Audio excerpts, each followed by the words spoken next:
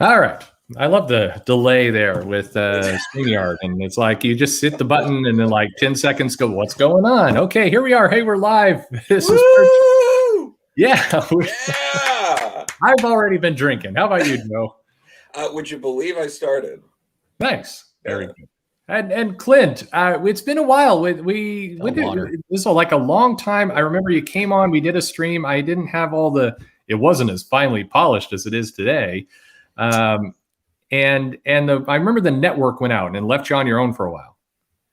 I don't even remember that. Oh, is that the case? Did I take it over? This was, I mean, it had to have been about a year ago, wasn't it? Yeah, it was about a year ago. It was your last campaign. And I just remember like the power flickered and I was like, and you're on your own for a couple minutes. And that was real professional. It's great.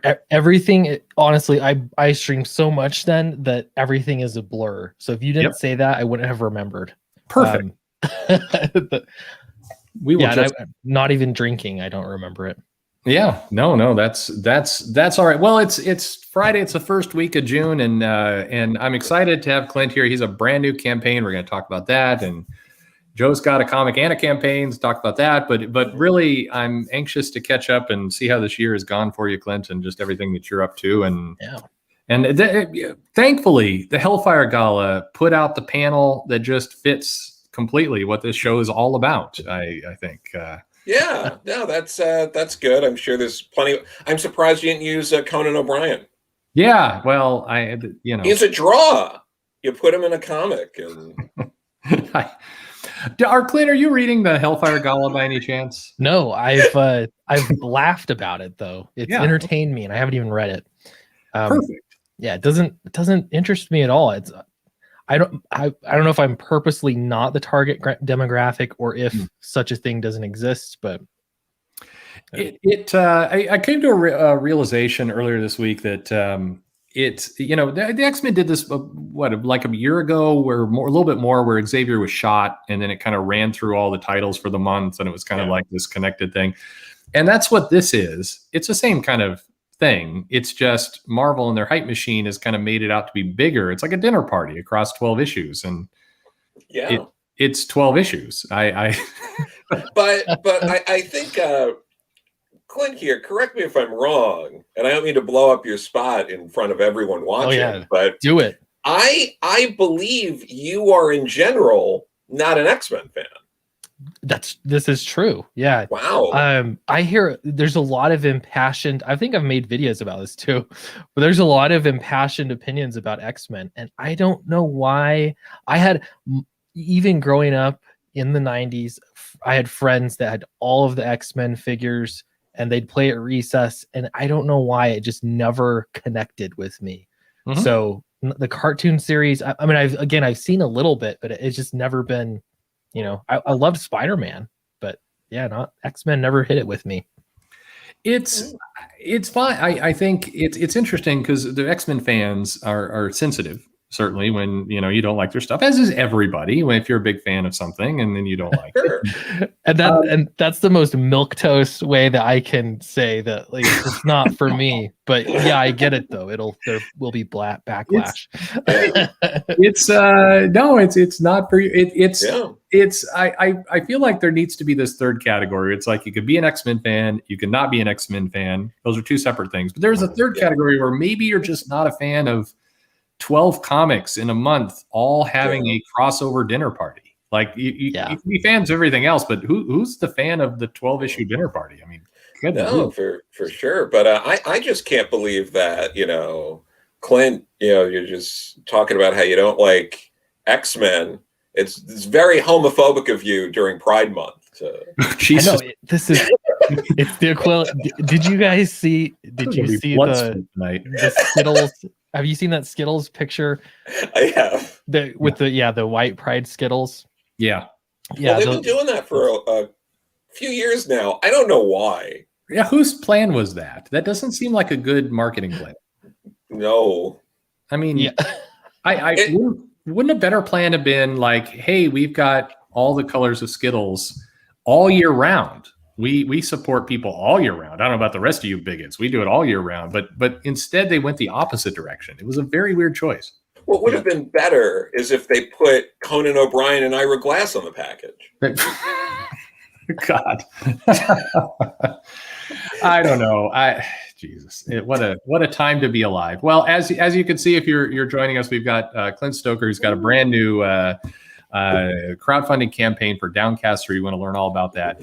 We have Joe Corallo, who, as luck would have it, is just launched Deadbeats 2, which go together like peanut butter and jelly. These two books, I think. True. The launch was coordinated. It's but no, it worked out, I guess. I don't know. It worked out that way. But everyone's launching a Kickstarter now. Like Shelley Bond just launched one like yesterday or earlier today. Who knows what the hell day it is? Like I don't get it. There's a couple more that I know that are launching next week. Yeah. It's a lot.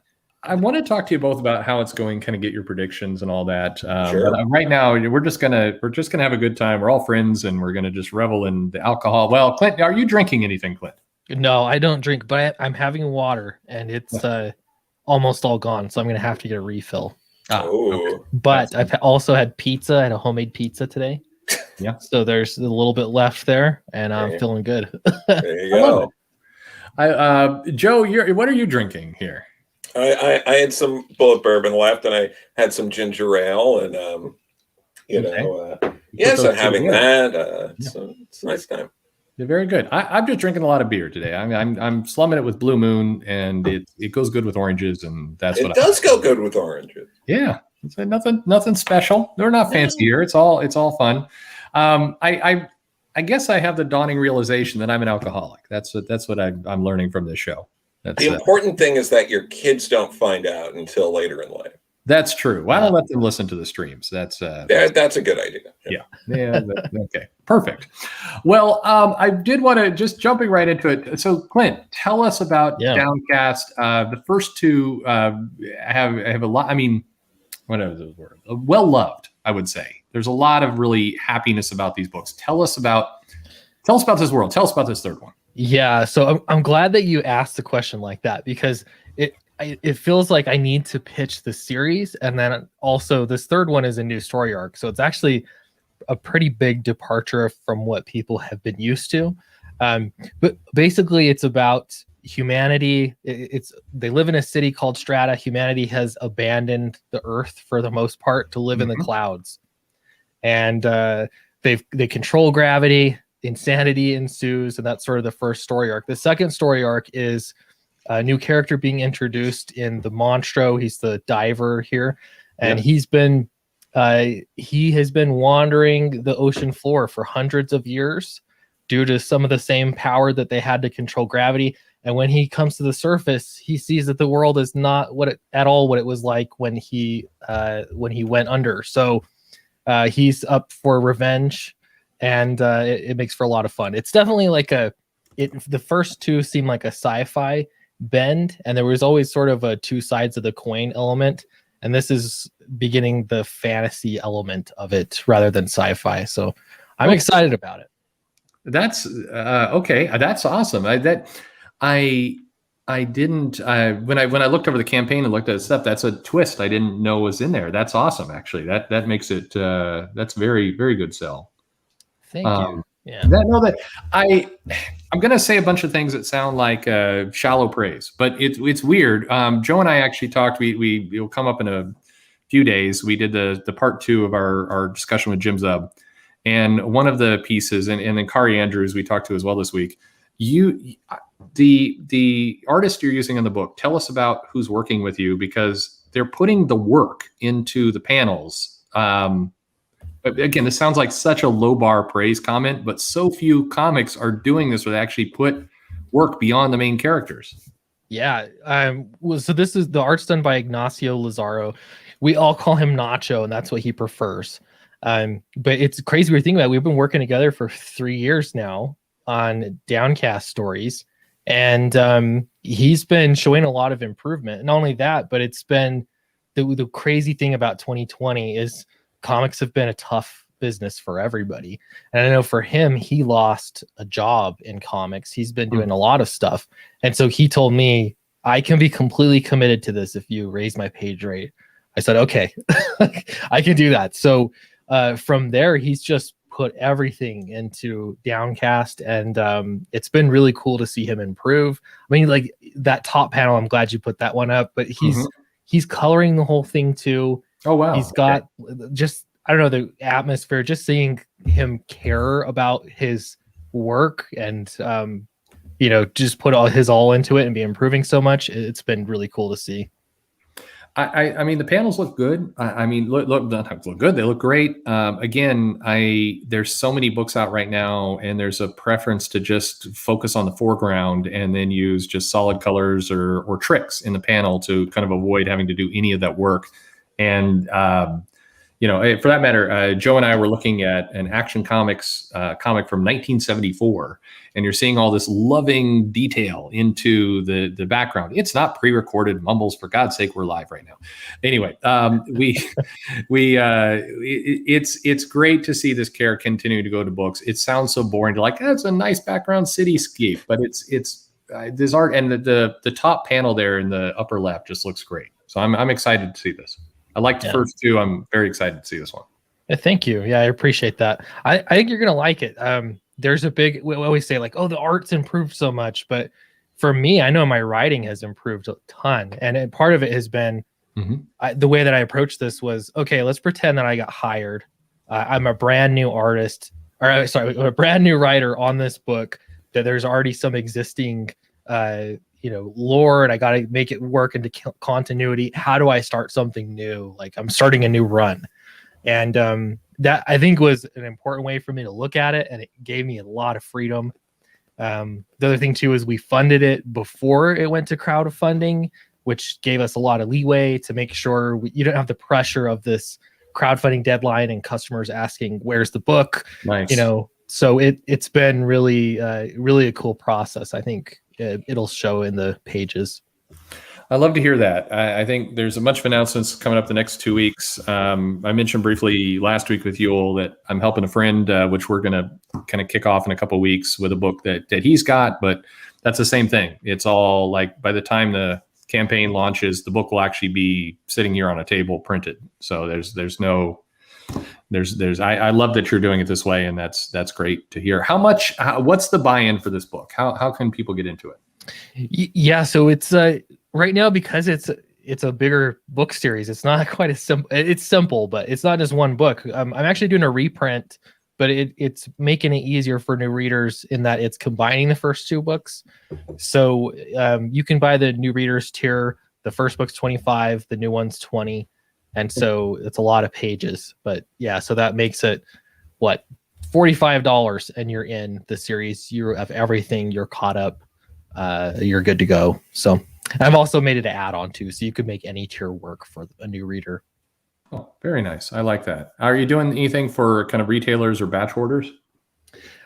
You know, I've done that in the past, and I have never had any takers. So I'm open to it. If there are retailers that are interested, I would say just email me. You could email sweetcastclint@gmail.com, and I'd be happy to work something out one-on-one. I've done the generic ones, and there's just, I don't know if I'm not pricing it appropriately, or I'm not sure what it is that retailers need for it to work. But the other option too is that it is going through Alterna Comics, this as single issues, and so that's another way to get into shops and for a more affordable price as well. Oh, excellent. Okay, and so when will that launch? When will it go out for Alterna? Issue number 1 is already out. Issue number 2 is at the printer right now, and so yeah, it should be coming out shortly. So the release schedule with Alterna has been since 2020 has changed a bit. So it's more like they are released in batches as opposed to like every other month on a certain day. Very nice. That's awesome. That's a couple different options for people. I think I'm curious to get your opinion, Joe, later as we kind of talk about it. I think the challenge with retailers, a lot of the people I talk about, like in the Facebook groups I'm in, I'm constantly pointing out, I'm sending links to various crowdfunding campaigns, both the IGG and Kickstarter. Mm-hmm. And it's amazing to me how few retailers they're always surprised that these things exist. And it feels like the retailers, a lot of them just aren't clued into this as a thing that's going on, and they kind of have to be prodded, and it's not part of their regular mechanism yet. So here, how is I'm curious. So this is to Chris, but I wanted to ask Clint. I think this is meant for Clint. I'm not sure. I get called Chris all the time. So I like how the avatar completely covers your head there. That's I know how that in this video. Have you found the shipping and handling getting any easier? Is anything improving there as you've been through it? As far as cost goes, it sort of just is what it is. Honestly, I've got an account with stamps.com, and I try to like get volume discount, and they have some ways to achieve that. You're paying a monthly fee to get a discount on shipping. But I think I'd have to ship more even still than what I'm doing now for it to really work. So I could see getting together with some other creators and sharing a stamps.com account or something like that. But the discount there's even, I mean, it's not huge really. Yeah. But as far as the process goes, now I feel like I'm an old pro at fulfilling campaigns. So it gets easier in that I know exactly what to do next. It's funny when I see creators, even like comic pros that have been veterans for a long time, and their one hang up is fulfillment. That's the thing. And I'm like, man, that's like, it's a lot of work, but it's not like, it's totally doable. You just get a system down. Yep. I've been getting smart. I hire some, kids in the area, in the neighborhood to help me out, and pay them a little bit, and it makes it go faster. So yeah, no, it is funny. I've had a couple creators reach out and kind of ask like, how do I figure this stuff out? But it's the question. I don't know. I don't want to be rude about it, but like I've had creators reach out in the past, like, how do you do your taxes? And I'm like, you know what? That's what H&R Block is for. Like, don't ask me. Don't try and do it yourself. Just go to somebody who does that. How are you? So this is kind of similar question. How are you going to distribute the book? So for the crowdfunded book, it's just I'm distributing it. So I'm shipping it out, selling it direct to customers. I do have a website that after we sell through, after we ship everything out, I'll have it on the website to sell in the future. And then with Alterna will distribute single issues. And right now, Alterna is selling direct to customer. So pretty much it's all online. It's just a few different avenues to get online. And again, if there are retailers that want to carry it, I'm totally happy. I actually brought a stack of single issues to my local comic shop because I'm like, you guys should be carrying this because you're my local comic shop. And they're like, well, I don't know if we can pay for it. Like, just they just need to be here at a principle. But well, I did pass a link to in a couple of the retailer groups I'm in earlier today, and I just docked myself probably. It is out there, and we can send some people your way. I think there's just some recognition. People need to. Retailers, I think, right now mentally are trying to struggle with like, do I abandon Diamond for Penguin Random House in October? I think that's the question on a lot of people's minds at the moment. But yeah, I get that. Okay, cool. Well, key part of this question: the campaign's live now. How long are we going for this? Yeah, so the plan is I have it right now set for 30 days.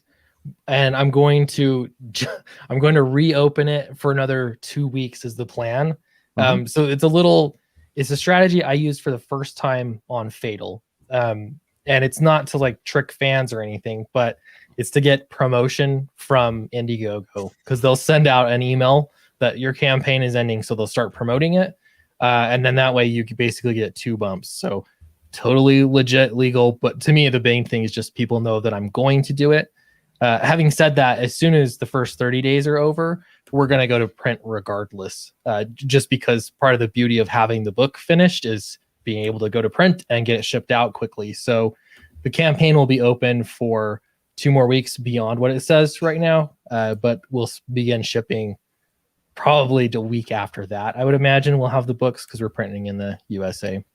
Excellent. Okay. Well, I The book looks cool, and we want to keep talking about it here a minute. But let's well, let me ask this. Whoa, things are going on.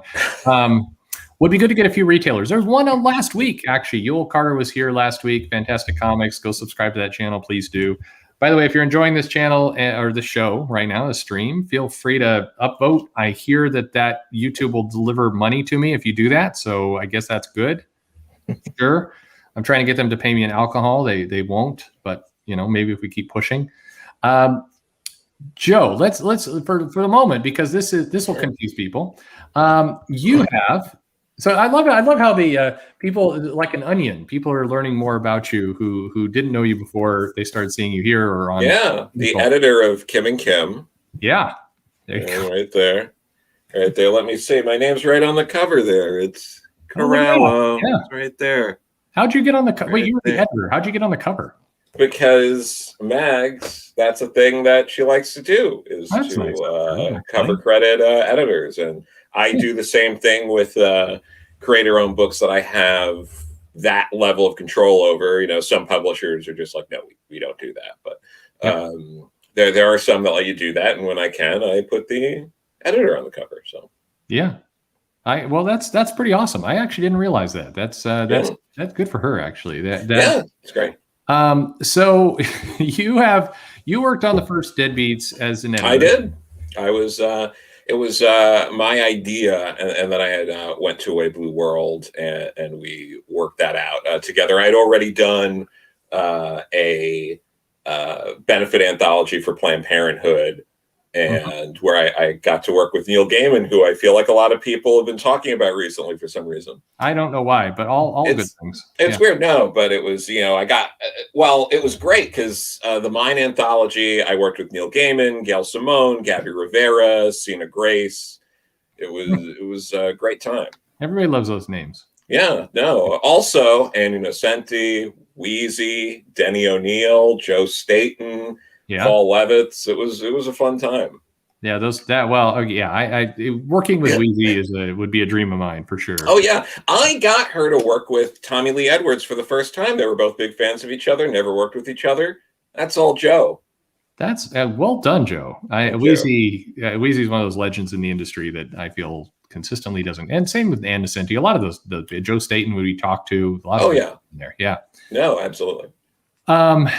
So you're doing Deadbeats too. It's a different crew of people. It's a different crew. A few people came back, but for the most part, it's all new people. We wanted as many new people as possible. Yeah. To switch it up. Lisa Sturl came back to do the cover, which was great. But we got Val Halverson to do the interstitials. He was just off Finger Guns over at Vault. Yeah. So that was great. But Regine Sawyer came back to write a story. She's the only, other than myself, Eric Palicki, and Tyler Chintanner, who are, Tyler's the publisher, and then Eric and I are the editors. Other than that, Regine was the only one who came back writing wise. And then we got a couple of artists who, like Liana Kangas and Kyler Clodfeller, came to write a story this time instead of draw. Well, Kyler's writing and drawing, and then everyone else.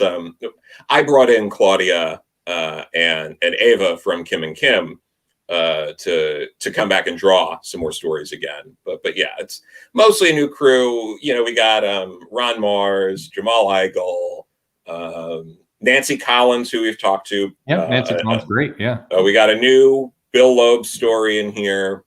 I'm glad to see Bill Loeb's getting some work. That's awesome. Yeah, that's been great. Lila Sturgis is a story. Trying to think. Yeah, it's a lot. Jody Hauser is in this. Yep. It's we were able to sort of create Yona Harvey, who is probably more known for Black Panther and the Crew. She was the first Black woman to write Storm. So we're able to get a decent amount of people from different parts of comics and different parts of their careers to contribute stuff. And that's what's important to me. I also love having a Doom Patrol connection. So Jeremy Lambert, who co-wrote some of the Doom Patrol stuff with Gerard Way, has a story in this. It's been great. It's nice when you can reach out to a lot of these people and they're like, yeah, sure, I'll do something. How long is this campaign going for? It's just for the month, so it's going for another 27 days, about 4 weeks, and then it'll be out for Halloween season, similar to the first Deadbeats. Oh, okay, excellent. Yeah. So one message I think to everybody. So basically, you've got 2 comics, both crowdfunded, both you can put your money into. Probably, I'm guessing, appeal to different audiences. But maybe not. If you like comics, you like comics. I mean, it's good. I think sure. And there's something for everyone out there right now. That's what this told me. This is awesome. It's true. It's great. I'm happy to get to be a part of this and to work on it and to curating all these stories, because there's a little over 20 stories. You're going to get about 160 pages of comic in this. Scott Peterson also has stuff. Not the murderer, the guy who used to be an editor at DC Comics, who, as far as we know, hasn't murdered anyone.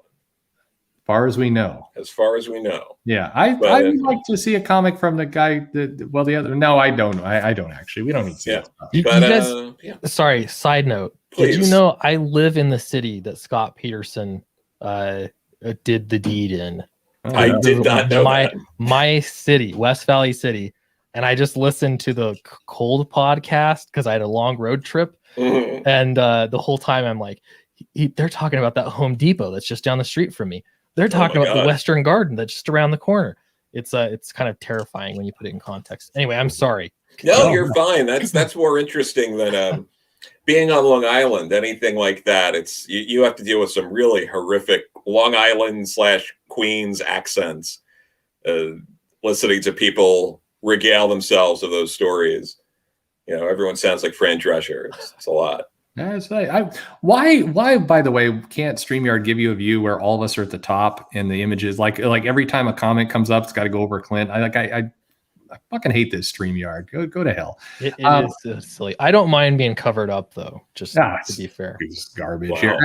Ash wants to know why aren't you putting Ash in Deadbeats? So can Ash write a story in Deadbeats 3 when you do that? I'm gonna have to look into that, I guess. Oh, no commitment. Oh, Ash. I'm sorry. Sorry. That was a dick move on Joe's part. Well, the nice thing, here's the secret. Always edit an anthology with a co-editor. First off, because it's way too much work. But secondly, anything that happens, you just go, even if you're not going to bring someone on board, you go like, I got to talk to my co-editor about it. And then it's like, oh, yeah, we already got people. Sorry, can't do that. So that's the trick. Okay. I see. This is how you've turned down people in the past. Got it. Yeah. It's great. It's great. Well, I mean, and there are always those people who, every time you have something going, they're just like, I make this reference a lot, but it's only because I've seen Happy Gilmore a lot. It's the Red Lobster guy who loves what was it? Shooter McGavin, who's always just trying to be like, any chance he gets, like, Shooter, you want to go to Red Lobster? Like that kind of stuff. It's every time you do something, there's always hangers on or people who want to, ride your coattails or whatever, even if you barely have any coattails to speak of. By the way, thanks to people in the chat who told me I could just move myself to the bottom of the screen, which I just did. That's awesome. I look, the things you learn. This is why I shouldn't drink when I stream. The chat knows everything. That is why. The chat is smarter than me. Always is true. People keep asking about this, but Literature Devil is I don't know this guy. So I mean, sure, I don't know. I know his channel. I don't know him. Yeah. I can't I'll just reach out to people. Yeah, no, Lit Devil's cool. He did a whole stream where he pirated a copy of Deadbeats and went story by story bashing it. He's a cool guy. All right, then. I don't know enough of what's going on. I feel like I'm just going to start reaching out. Like I would reach out to Aussie Man and people like that, see if I can get them on the yeah, sure. That would be fun. But anyway, Okay, I will just back away from that whole comment. But yeah, I'm happy to have anybody on stream. I especially like it when I can get kind of very different people and projects here. Oh yeah. That is the best. A bunch of questions have now been lost. Up the stream. Shots fired. There you go. Cool. Oh, it's been a hell of a week. Awesome. So I would ask both of you. Actually, last thing, Joe, on Deadbeats, what is the buy-in for Deadbeats? What's the buy-in? Oh, it's if you do digital, it's 12. If you do the physical, it's 25. Shipping's included. 160 pages of comics. So, what about shipping to the Philippines? Because I know Wes really wants this book. He's going to get digital. He's not going to want to do shipping to the Philippines. Like, come on. We can try, but I'm sure it's going to be like $60 or something insane. And there could be a revolution in the Philippines by the time the book gets there. You don't know what's going to happen. Well, I do. My thoughts go out to Wes and his wife. I believe they are delivering their third child tomorrow. So to somebody asked earlier, I won't be on Comic Aficionados, nor will anybody tomorrow because he is going to be having a kid, which is more important. So I think that's more important. Question to Clint real quick. Is it better to keep putting books on crowdfunding platforms? What do you think here? I've been wrestling with this question a lot, actually. I did a video. It's probably been a couple months now, at least. And I looked at Shopify. That's where I keep my website. Yeah. And technically, it has an application, like a plugin, you can pay for like $20 and you can turn your website into a crowdfunding site. It has the features to do that. So you could technically host your own crowdfunding site, sell your own book, if it was important to you, that format. But the question keeps coming up: how much value does the crowdfunding platform give your book? Like, if my book's on Indiegogo, and this is the whole reason I'm doing the old 30-day and then extend at the last minute trick, is so they'll promote it. So I don't know. The question is, how much do they provide? And I don't know that I'm ready to really fully commit to my own web store yet to try that, but I might in the future try it. Yeah. Excellent. It feels like, well, that's actually what I wanted to start talking to both of you about a little bit. But real quick, Joe, did you get the price wrong for your book? No. You said $12 or $16? For the digital is 12. And then the physical is 25. I could have swore you said 16, but we'll have to rewind the tape. But all right, anyway, Joe. It's all right, but it's 12. Okay, 12. There we go. All right, so I'm curious. A couple questions for you, and then some people have some questions, some other questions in the chat from both of your experience. Now, Clint, real quick, what's important is you've shipped several books successfully that people have in their hands, and they weren't shitty. Like they came in like the post wasn't glued to the back cover. They were good. Yeah, I mean, I think so. Yeah, most people really liked them. Especially if you're talking about the print quality. I think no one has blamed me at all about the print quality. So excellent. And you also ship pretty much on time. Is that right? Except for Fatal, which is late, but that's art production. We're still in the process there. So total ownership there. But yes, the first two Downcast were both shipped on time or early. Nice. So yeah. Yeah, excellent. I'm glad to hear that. I think this is one of the things that, if there's a one of the stumbling blocks for crowdfunding for some people is just this feeling like, when am I going to get it? And this predates. This goes back several years. I mean, there's some campaign from like 10 years ago that screwed up. Joe, are you Deadbeats? Did that ship on time, or how'd that go? Yeah, no, that shipped on time and wasn't an issue. Got a Ringo nomination too. So hey, very good. Not too bad, but no, it was good. It was a good time. How about this? Do you think so? I'm fascinated because this feels like one of those kind of very odd disputes people have. But Indiegogo versus Kickstarter. Clint, do you have you're doing yours on Indiegogo. Joe, you're doing yours on Kickstarter. Mhm. Yeah. Should we have you guys wrestle over who's the superior platform or what? It doesn't matter. The truth is, I don't care if I think Kickstarter is actually. I think it's good. They're all crowdfunding. They're doing it's essentially the same thing. They just have different interfaces. Yeah.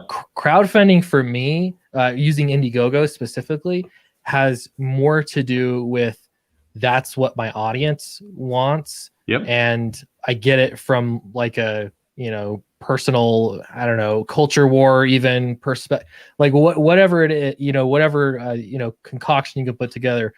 I understand that that's what my audience wants. Having said that, I don't.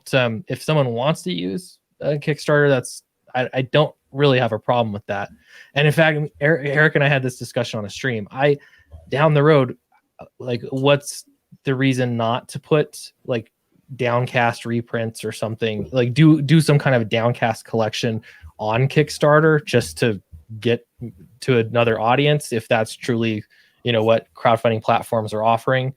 So I'm not a huge hardliner, but for me, Indiegogo, it makes a lot of sense. And I have a number of problems with the way that Kickstarter has run business, hence why I've made so many videos about Kickstarter and being critical of them. So yeah. It feels like on a structural level, the way that the two platforms collect their money, both from the backers and then distribute the money, there's some differences there that are very, not ideological, mechanical in how the two platforms are built. And it feels like some people are going to likely be more comfortable with the Kickstarter model for their finances and what they do, and some people more comfortable for the Indiegogo. That seems like the core difference, other than what you mentioned, that the audience tends to like one or the other, and there's some feelings there. But is that true? Do I have that right? Yeah, well, the big thing is, for me, the biggest difference is when the customers are charged, like when their credit cards are charged. Right. Joe knows a little bit more about it. But with Indiegogo, your card is charged right away. So if their card is gonna get declined, that'll happen right away, and the customer has to resolve it, or they didn't back the project. With Kickstarter, you pledge, you put your credit card information in, and then it gets charged after the fact. And then I've heard from many people that have used Kickstarter that you'll have some percentage of your dollars raised that are declined. So you actually, it's like sort of another lower your expectations moment. But again, I ran one Kickstarter and it failed. This was a game a long time ago. So I don't know. I haven't actually successfully done a Kickstarter. So Joe might be better answering that from that perspective, because he has successfully done a Kickstarter. Sure. No, I mean, it's one half dozen or the other. I think a lot of these differences are fairly small.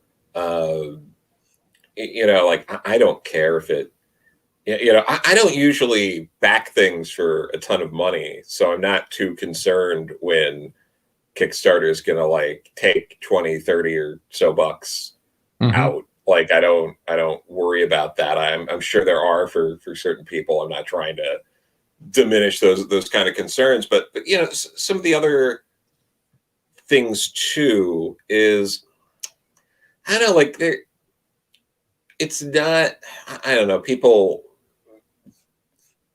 I don't understand why people care. It's one platform or the other, and it's like, all right, you bid on that, you put in for this or that. It's like, I don't quite get why. It's like, I get it, but also logically, I don't get it. It's one half dozen or the other. Both platforms have the same problems with, like, ultimately at the end of the day, they can't show up at someone's house and force them to, fulfill the project. Like, you're flipping the coin in the same way on both platforms. Well, I mean, as a buyer, I get, like, a lot of the comments in the chat that are going up on the screen. I get these reasons, and I completely, like, what do you prefer? Do you want to be charged right away or charged later? That makes a lot of sense in terms of kind of how your finances, and that would drive me. Why, as some people have asked here, and then we'll get to, There's also the Kickstarter has kicked some projects off that definitely annoyed a lot of people who had that. That's another factor. I don't know that that's happening as much now, but it happened enough that I think it spooked people. Like if you're going to put your money into getting a campaign rolling and then you risk it vanishes, like that's going to suck. It didn't happen that much. People highlighted the handful of examples, but if you look at the amount of projects that go forward and the amount of projects that don't go forward, it's not like, oh my God, they were just targeting all very, like this specific kind of person over and over again. It's some of that gets blown out of proportion. I'm not saying it's right or not. I'm not weighing in on that, but certain things, and this is for everything, that people take a couple of examples and then they act like there's this horrible witch hunt going on against me and these other people. It's like, it sucks if you're that person. And again, I'm not saying it's whether it's right or wrong, but people did act like there was, hundreds of campaigns. It wasn't that to that level. It was a few, and Clint, I'm sorry to let you in here, but it feels like I could see definitely the perspective. If you're trying to get a campaign going, you're bootstrapping it yourself, you're putting all these stuff together. Why would you risk? Why would you want to? Even if it was 2 projects got booted off out of 1 million, I would have a worry in my head that me bootstrapping this thing, putting it all together, I would be risk averse. I would move away from that platform simply from worry that I could be number 3, even if my odds are really low. Like why take that chance? That would be in my head. I mean, in fairness, people do that too often, though. Everyone everyone projects and goes like, oh no, and this is not unique to any side or any ideology. It's everyone. No, people they see, oh my God, this one thing happened to this one person, or these things happen to someone. What if that was me? And a lot of times it's like, it's not you, and it was never going to be you. But that's human nature. That's how Vegas operates. From the opposite end, it's like that one guy in 1 million who won the $1 million in the slot machine could be me. I will just feed this forever. I don't know. Clint, I'm just saying it's irrational. Yeah, but it is. But I get it. I get why you might worry about that. What do you think, Clint? The way that I look at it is the examples of Kickstarter. I don't know if what you want to call it, closing off campaigns or not allowing them to complete on Kickstarter. The examples that you have, I think, were intended to make a statement. Now, they never said that, but that's, I think, the general consensus that everybody believes that what they were doing. You know what I mean? Richard Meyer's campaign to take that down, or Mike S. Miller's campaign. Those are the 2 examples that come to mind. But I think that it was intended to make a statement. Now, personnel has changed at Kickstarter since then, for sure. So it's kind of like, I don't know, at what point do you stop boycotting? I don't know that it matters. You just leave it up to the backers, I guess. But at the same time, I know that Twitter has done things for ideological reasons or kicked people off that I disagree with. So has Patreon, and so then it's like, well, at some point, and another point too is Indiegogo kicked off Fox Day. I'm not a fan of Fox Day at all. I've made this pretty clear, but there are platforms that kick people off for sure. So I don't know. I feel more comfortable at Indiegogo, generally speaking. So at the end of the day, it's like I'm happy with Indiegogo, and I know my audience is too. That's knowing your audience seems pretty key to all of this. And you should go where the money is. What about what about this? Why wouldn't you just? And I think I know the reason, but I'm curious yours, both of you. Why not just put the book out? Like if you're doing Deadbeats 2, why not just launch it on IGG and Kickstarter simultaneously and call it a day? Why wouldn't you do that?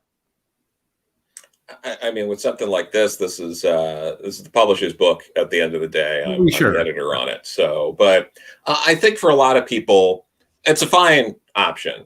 I think this is more just like when people pick one or the other, just for ease. It's not an issue of like, oh, I'm making a stand, and, doing that. It's like, oh, I've been using this platform and using this platform. Especially at this point, I think there's less fire behind, oh, are you doing a Kickstarter in Indiegogo as there was like 2 or 3 years ago. So, I mean, I think it's perfectly fine to just do a Kickstarter and an Indiegogo if you want. Who cares if you're hitting different audiences? Yeah, as long as you're comfortable with the business terms of each. Yeah. It's like, what about you, Clint? What? And you mentioned you have, and I've watched some of your videos, and they're very well. They're thoughtful about kind of Kickstarter and some of the issues there, and people should check it out because I think you go into some nuance that a lot of people stop at the. I don't like, the woman who was fired, who no longer works there. So screw that platform. And you go into but you actually put detail into kind of your issues with the platform, which I appreciate.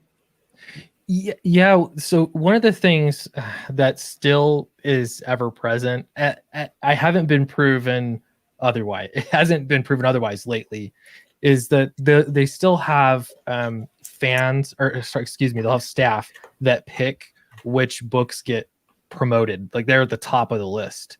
And that can be great if you get to the top of the list, or maybe you don't get to the top of the list anyway, so it doesn't matter. But at least I know that on Indiegogo, it's just a very simple algorithm, and you can get to the top of the list. And I've got to check now here.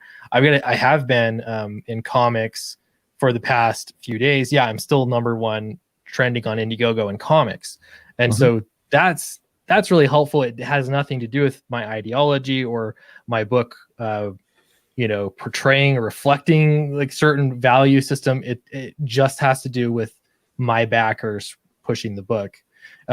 Having said that, I think if a creator wanted to do both platforms, a great example is Billy Tucci. He's known for doing both. I think, more power to him. When you step back and look at it, he made like an extra 30,000 at least. This is the last time I talked to him, because of his Kickstarter campaign that he added in addition. Yep. So those are, I'm assuming, backers that he otherwise wouldn't have, and I get that. So for me, it's Indiegogo is the bread and butter, but I don't know. I'm not like a hardliner. If somebody wanted to do Kickstarter, that's cool. Yeah. Money is money. Yeah. There's a lot of questions here. Somebody asked, when I put out my book, which getting closer every day, what platform will I use? I will use Pornhub, sir. That's what I will use for my book. Yeah, there you go. Yeah. Blazing a new trail. There you go. Yeah, exactly. Opening up a new market. Yeah.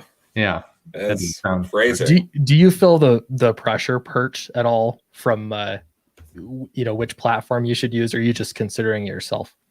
I don't. I definitely have had people tell me which platform I'm going to use, and I'm going to piss everybody off because I'm just going to release it everywhere I can.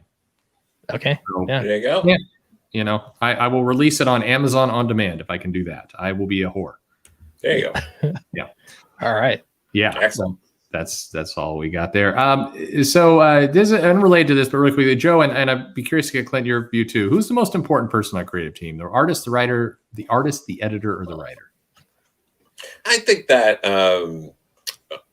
it's really tough. It's never the same person each issue or each book, because it's always going to be the strongest person in that category that's carrying it.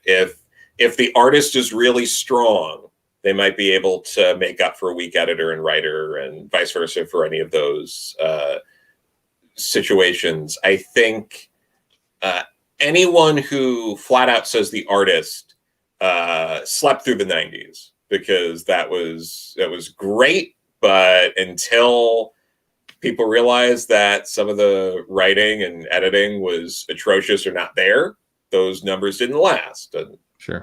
So editor, I think a lot of people might say editor, people keep referencing the Jim Shooter years and stuff like that, and the amount of titles overall across the line that were solid. So I think editor might be the easiest one to make the argument for.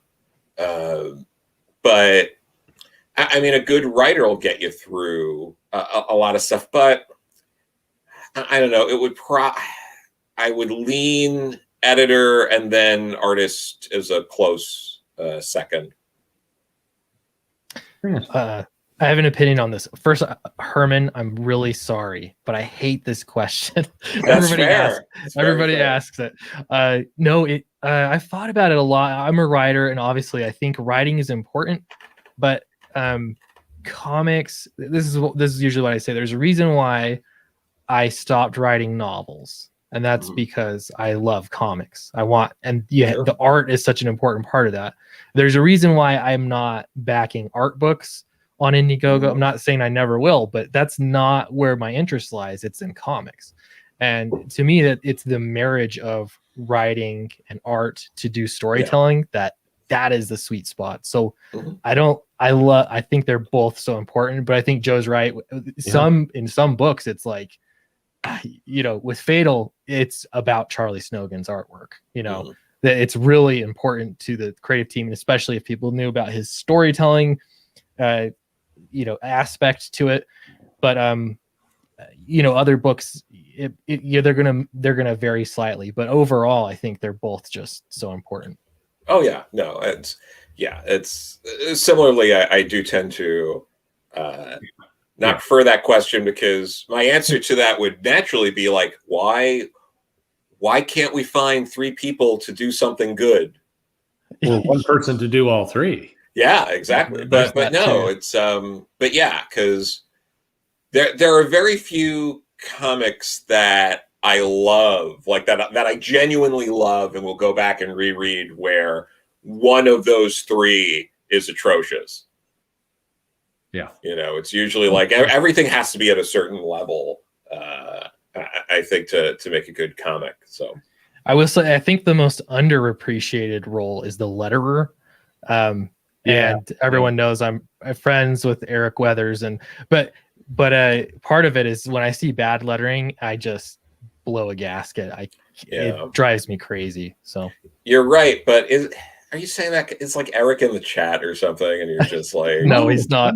No, in general, you see a book with bad lettering, and it's like, it's true. Lettering can distract really quickly and turn something from professional looking into amateur in a hurry. Oh yeah, and I'll throw out this. This is going to be a hot take, lettering wise, but I think the lettering in the March trilogy, the John Lewis March trilogy, could have been a little better. The gauntlet has been thrown. Screw you guys. I'm just saying that, rest in peace, John Lewis. But it's. How about quickly on these? I'm pissed because I left out a piece of art here. We could have been staring at some cheesy piece of art on the right side of the screen. But good. What do you think? This is a sucker question because I know the answer to this middle one. But what do you think? Will bigger publishers get into crowdfunding? What do you think, Clint? Yes. Yeah. There you go. How about you, Joe? What do you think? Yeah, I mean, after Boom's success with Keanu Reeves, I think that it's inevitable. Even though, when Archie tried it a few years ago, they got reamed. Archie, which everyone knows is like, look at Archie and that $1 billion company where everyone's rolling in dough. How dare they try to crowdfund a comic? Yeah. Here's a comment from Mark that if anybody is watching the chat right now might want to take note of. I think this is maybe a common feeling from people that maybe, but I'm just speculating here that maybe Mark might have a point here. Some people should kind of pay attention to. Do you think the big publishers, if a big publisher gets into crowdfunding, do you think that would go well? If a big publisher, I think it would. I think they have to approach it correctly. I think the people that are going to say you shouldn't be publishing because you're a big publisher, they're the minority. They're loud, but they're the minority. I think most people are going to see, oh, here's a cool project, like whatever. If you're going to do Batman, and if they do it right, you have a lot of social proof. You have people going to back the campaign. You have like being able to see the numbers go up, like all of this, where it's a big event that people are involved in. there's a lot of benefits to crowdfunding that way. Even if you're not talking about the money, it does get people excited for it. So, but it's still going to drop olive branch. I'm sure, like statements like we care about crowdfunding platform, whatever they got to do to smooth things over. It would be good if they could get another Batman book out. Like they need to crowdfund more Batman. There's not enough Batman. It's true. Yeah. Maybe a bad example. But. No, I'm not joking. By the way, so I don't know if Clint stole video idea. It's not my video idea. Like, if Clint, did you walk into Barnes and Noble and looked at the graphic novel section? Yeah, I did. But good. I showed this and I got the most amazing amount of blowback from people that said I cherry picked a single store where Manga was doing better. And I got so much shit for this video. So more people should do this video, because if for nothing else, to show that it's not just this one isolated store. So, but my video was a satire. It was just a joke. It was 26 seconds long to just show that I was in the neighborhood of Eric Weathers. It was just a gimmick. More people go photograph your store, because I believe there is a decent crowd of people out there who believe that I found the one magical store Manga was selling better, and it's it drive me nuts. Anyway, yes, this guy puts this. This was something I don't think there is a Barnes and Noble in Japan. I don't believe that store operates there. So no, I was not in Japan filming this. Anyway, it drives me crazy. You kind of touched on earlier, Clint, the idea that there are a number of crowdfunding campaigns and indie creators who are doing these things. Do you think that at some point, do you think that there starts to become some consolidation and people start to get into kind of a repeatable publisher model, or is everybody just going to continue to operate as individuals? What do you think? It's hard to say. This is all openly on my videos, I talk about all this stuff, and I sort of go back and forth a lot, and I'm trying to figure it out myself. I think crowdfunding can be part of a sustainable model. I don't think that crowdfunding is just completely the answer. So I think part of it, like what I'm doing with trying to get the books produced ahead of time, use crowdfunding to get your initial sales. That's where your early adopters jump in. And then you have to have something afterward. So I think that's where Alterna comes in for me. So I'm trying to put together what I think is a sustainable model, and I'm still learning for sure. But since I began, all of this is just one big experiment for me. Yeah, excellent. I love it. What do you think? And by the way, yes, there are butts coming later. I promise you. Don't worry, you're not going to miss it.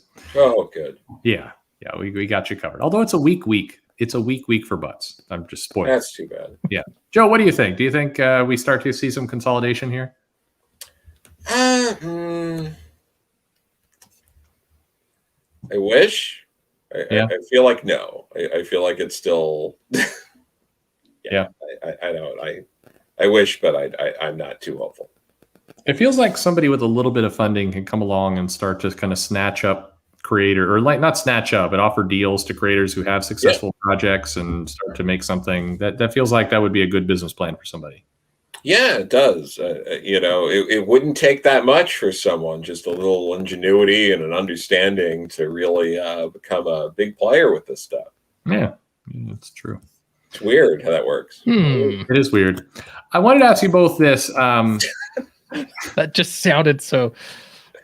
Makes me want to scratch my chin here. I don't know. See, I told you butts were coming. Hooray. This is one of my favorite things in the sense that they published this from All-Star Batman and Robin by Frank Miller and Jim Lee. Mm-hmm. And they went ahead, somebody made the decision. And this is where I'm curious, Joe, in your time as an editor, or Clint, with the books you've done, would you ever do this? So they published the script that Frank Miller wrote for this comic, and this is Frank's words, where he goes, "Okay, Jim," he's talking about Jim Lee, "I'm shameless. Let's go with an ass shot," and it's all caps. "Panties detailed, balloons from above. She's walking, restless as always. I can't take her eyes off her, especially since she's got one fine ass." You both have written comics. Is this how you write comics? It's not how I write comics. I I don't know. I'm probably not a good example of your everyday writer, but I don't actually like this stuff, contrary to popular opinion. But yeah, I mean, I don't know. I would be curious what the context is or why. You know what I mean? Like, is there I don't know. Like, this is the weirdest book because they is there a key stuffed in there or something? Like, what's the, you know? No, this is like a screenshot, but in this comic they published the full script, and I've read a lot of scripts over the years, and I've got some that I've paid for because I'm a nerd who puts them in frames sometimes when they're cool pages. I know I also have the art, but the scripts are also kind of cool, and this. I don't think I've ever seen another writer, and Joe, you're going to have seen a lot more than me that would say things like, you know, she cocks her head, tossing her hair, detail her bra. It'll drive them crazy, Jim. Like I can't, I'm having trouble picturing somebody writing that. And Frank Miller's a legend, but this is weird, right? No, it's weird, but I mean, a lot of the scripts now, it's a lot of stuff where, like the stuff they're writing in the script is bad, but it's not the same kind of bad. Like, it'll be like, it's really important to me that you make some sort of reference to this Neutral Milk Hotel album, in the only Neutral Milk Hotel album that anyone cares about, in the background of this shot. Like it'll be stuff like that. Okay. Or it'll be like, you know, like, you should be listening to like this album while you're illustrating, and like that kind of crazy stuff. So it's different kinds of crazy. Now, I mean, Stephen, I'm curious I do want to see your writing now. I'm curious. You throw this out like this, I do want to see. Yes, well, now there are very many styles. Absolutely. This is a quick example I put in here, but and I need to do some videos. The script is very weird. And that's a great idea, Iron. I will read this in a 1940s Hollywood director voice. That'll be great. You want to be a star? Exactly. It's funny. This was by and large a terrible comic, but it did look pretty. Jim Lee drew it very nice, and not just the ass here, but it was a very pretty looking comic. But the funnest part of this is the script. Like, this is a book where if you pick this up, just flip to the script and read through it, is a hell of a time. Because it is all like this. It's Frank Miller having a great plan. It is. I mean, I love Frank Miller's stories. I mean, he's one of definitely my favorite writers. But yeah. I'm the Mormon. You know what I mean? Yeah. Right there. So it's like I don't do it, but I do. Why did he capitalize ass shot like that? Like he really wanted him. I know it's anyway. I just thought it was awful how he murdered all those kids in their dreams after he was burned to death as a janitor. God damn. That was uncalled for, Frank. Yes, okay. I see what you did there. Yeah, it is a trip. I'm telling you, if you've read All-Star Batman and Robin and you've not seen the script, do yourself a favor, like locate the script, because it is a hell of a time, just from start to finish. Anyway, it's good. I would not write bourbon shot. I'd write it's the whole glass. You don't do shots of bourbon. You drink a glass of bourbon. That's heresy. Or you drink from the bottle. That's really the only way you do it. You drink from the goddamn bottle. Yes. Exactly. Clint, this is the first time you've been on since we've done this. But kind of looking at the comics coming out next week, and bad news for Joe. Last week we only had 69 comics come out in 1 week, which is wonderful. So we have gone back over 100. So next week we're getting 110 new comics. Oh, God. Wow. I like how we break Joe every single time. What the fuck? Believe it or not, of the month of June, this is the second lowest week. So it only gets worse from here. Oh. They're trying to hit those manga sales numbers. That's what this is about. It's a lot of comics. It is highest numbered comics, Detective Comics 1037. That's nice. It's gonna be hard to beat. Yeah. Yeah. Almost 20% of the comics, a little bit over 20% are #1 issues, right? Oh, God. Clint, as a comic creator, do you see these things and just like, doesn't this blow your mind a little bit? Yeah, it's just it just feels like they're dumping content, or like we've been saving this up. The pandemic's been hard. We have all these issues we got to get out there, but I don't know. I don't. It feels like to me that there are bigger problems with sales if the solution is to just put out more titles. Yeah. But what do I know? Comics. I've talked to people inside the company. Like, well, there's a lot of the great part is there's a lot of things that for people, and that's true. There's a lot of options. This does not count graphic novels, OGNs, or crowdfunding stuff, by the way, for what it's worth, or manga. So this number is well over 200 if you throw in all that stuff. But just saying. And I gotta say something real quick. Yeah. Critical Blast is in the chat. I scheduled to stream with him right after this stream, and I miscalculated the times. So apologies to Critical Blast. He said don't rush, but let me know in the chat. Do you want me to jump out and switch over, or you want us to finish off the stream? Totally my fault, 100%. Yeah, and Critical Blast definitely needs some support. If you're Critical Blast is a good channel. The guy works his ass off for that channel, and he deserves more subs, more people watching his stuff. So Mumbles says you should get out of here because we suck. But yeah, Clint says Critical Blast says he'll keep pushing back, but definitely do Critical Blast that channel a favor. Subscribe. The guy's trying really hard, and he's got good stuff on. He gets good guests, so I would definitely get in on that. Real quick. So all right, there was a question here for you, Clint. This is what happens when there's a lot of There's too many. There's too many questions here. This is what now we're getting. See that the channel is mildly popular. Now there's too much. Too much. Boy. Yeah. There we go. We hit it. You're blowing up. Yeah. I'm blowing up. All right. Okay. So very quickly. So these are the comics coming out next week. And this is a part where this is what cracks me up. So Super Babes is rocking our comeback will be bigger than the setback logo. That seems like a weird time to be doing that. Now I think it's kind of hilarious. So they're Archie's sticking with Diamond. I take it. All of the changes. AC. Well, I mean, there's AC Comics keeping it. Oh, AC. Oh, AC. I was fooled. Yeah. I thought it said Archie, and I was like, I didn't want to comment on anything. No, this is AC, sir. This is there's a few things. There's a few comics here. Again, a lot of independent stuff.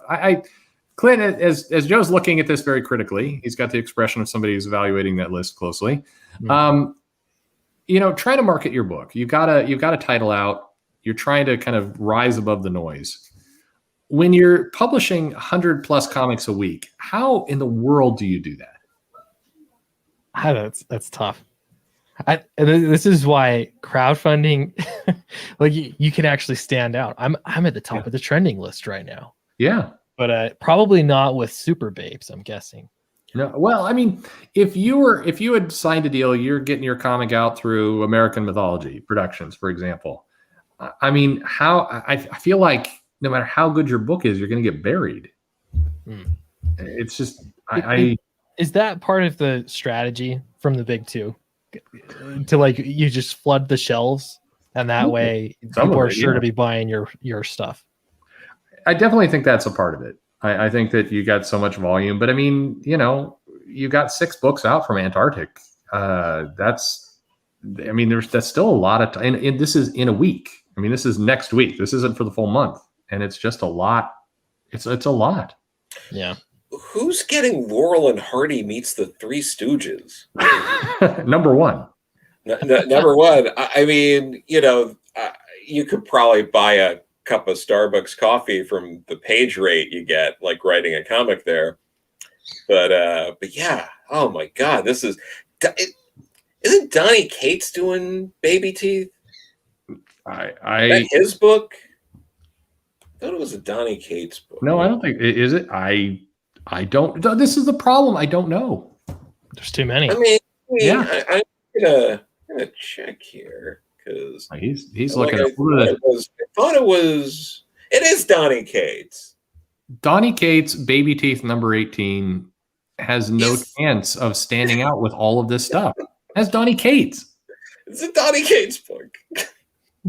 I just there has to be a different model here. This isn't going to work. And so Clint, you've got a book out. It's trending. I imagine Deadbeats, based on the information I'm sure you're doing. I'm sure there's some promotion, or I don't know, whatever Kickstarter's view of trending is. I'm sure that's getting some attention right now. Both of you are going to get more attention than about 90% of the books we're about to see on this list. I also don't want to know what Bunny Mask is.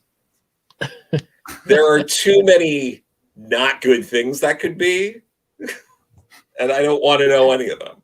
There is right now the creator of Bunny Mask is in the chat, just a single tear going down. That reminds me of the time my buddy Austin Walker, I was at he's a big shot in gaming or whatever. I don't know. Anyway, we were at a Pixies concert, and he tweeted out because the two people that, Joey Santiago and the other guy that's not, Frank Black or, the Kim Deal, the Joey Santiago and the other guy. So they're putting out an instrumental album, and there was a contest at the time. This is like 2009, where they were going to release like the best remixes of their instrumental album. So my buddy Austin tweets out, see, Twitter was getting people in trouble even back then. Yeah. Tweets out, the two least important members of the Pixies want you to finish their album for them. Nice. And then Joey Santiago replied to that tweet with a sad face. Oh, man. Savage. How about and I'll move the banner here for a second. Please do again check out Critical Blast channel. So again, here's another batch of books. Again, some good stuff on here. Some stuff I'm enjoying. I like Marjorie Finnegan. I think that's a fine book from AWA. There's a couple things in here that are quite fun. I don't know what Allison Leatherland is, but sure. It's issue number 3. Yeah. All right. Secret Land, it looks pretty good from what I've seen. Yeah. Wow, James Bond's still going at it. Yeah. Agent of Spectre. Speaking of which, we have Dynamite here, so people know what this is. So I know the excitement has arrived. So Clint, Dynamite's got a weaker week next week. So this is what Dynamite's bringing us next week. Oh, Bunny Mask. Is that it? That's not. Unfortunately, that's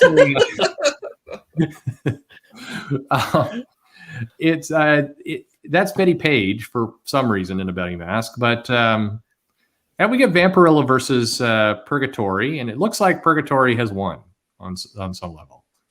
But yeah, the one to the left of the Bunny Mask though, who's the artist on that? That one actually looks like good. Don't say it that way. Well, a little bit of something for everyone. It has a Jay Lee like quality to it, but I don't know. It's not. God, the signature is too fucking small there. But yeah, but yeah, that's a good one. It's giving me like John K. Snyder III fashion action kind of vibes. Yeah. It wouldn't sell because it's dated. And as we know, things that reference that anything before 2010 don't work in comics. That's what Marvel tells us. So it's true, but this is a sad day for butt enthusiasts. Yeah, This is a very tea heavy section of titles. Not even that. So Clint, you came on the last week was just amazing. This week is just this is not the week for it. I mean, you've got Ash on the cover of Dynamite Lives having to kind of pick up some of the steam here, but it's a depressing week.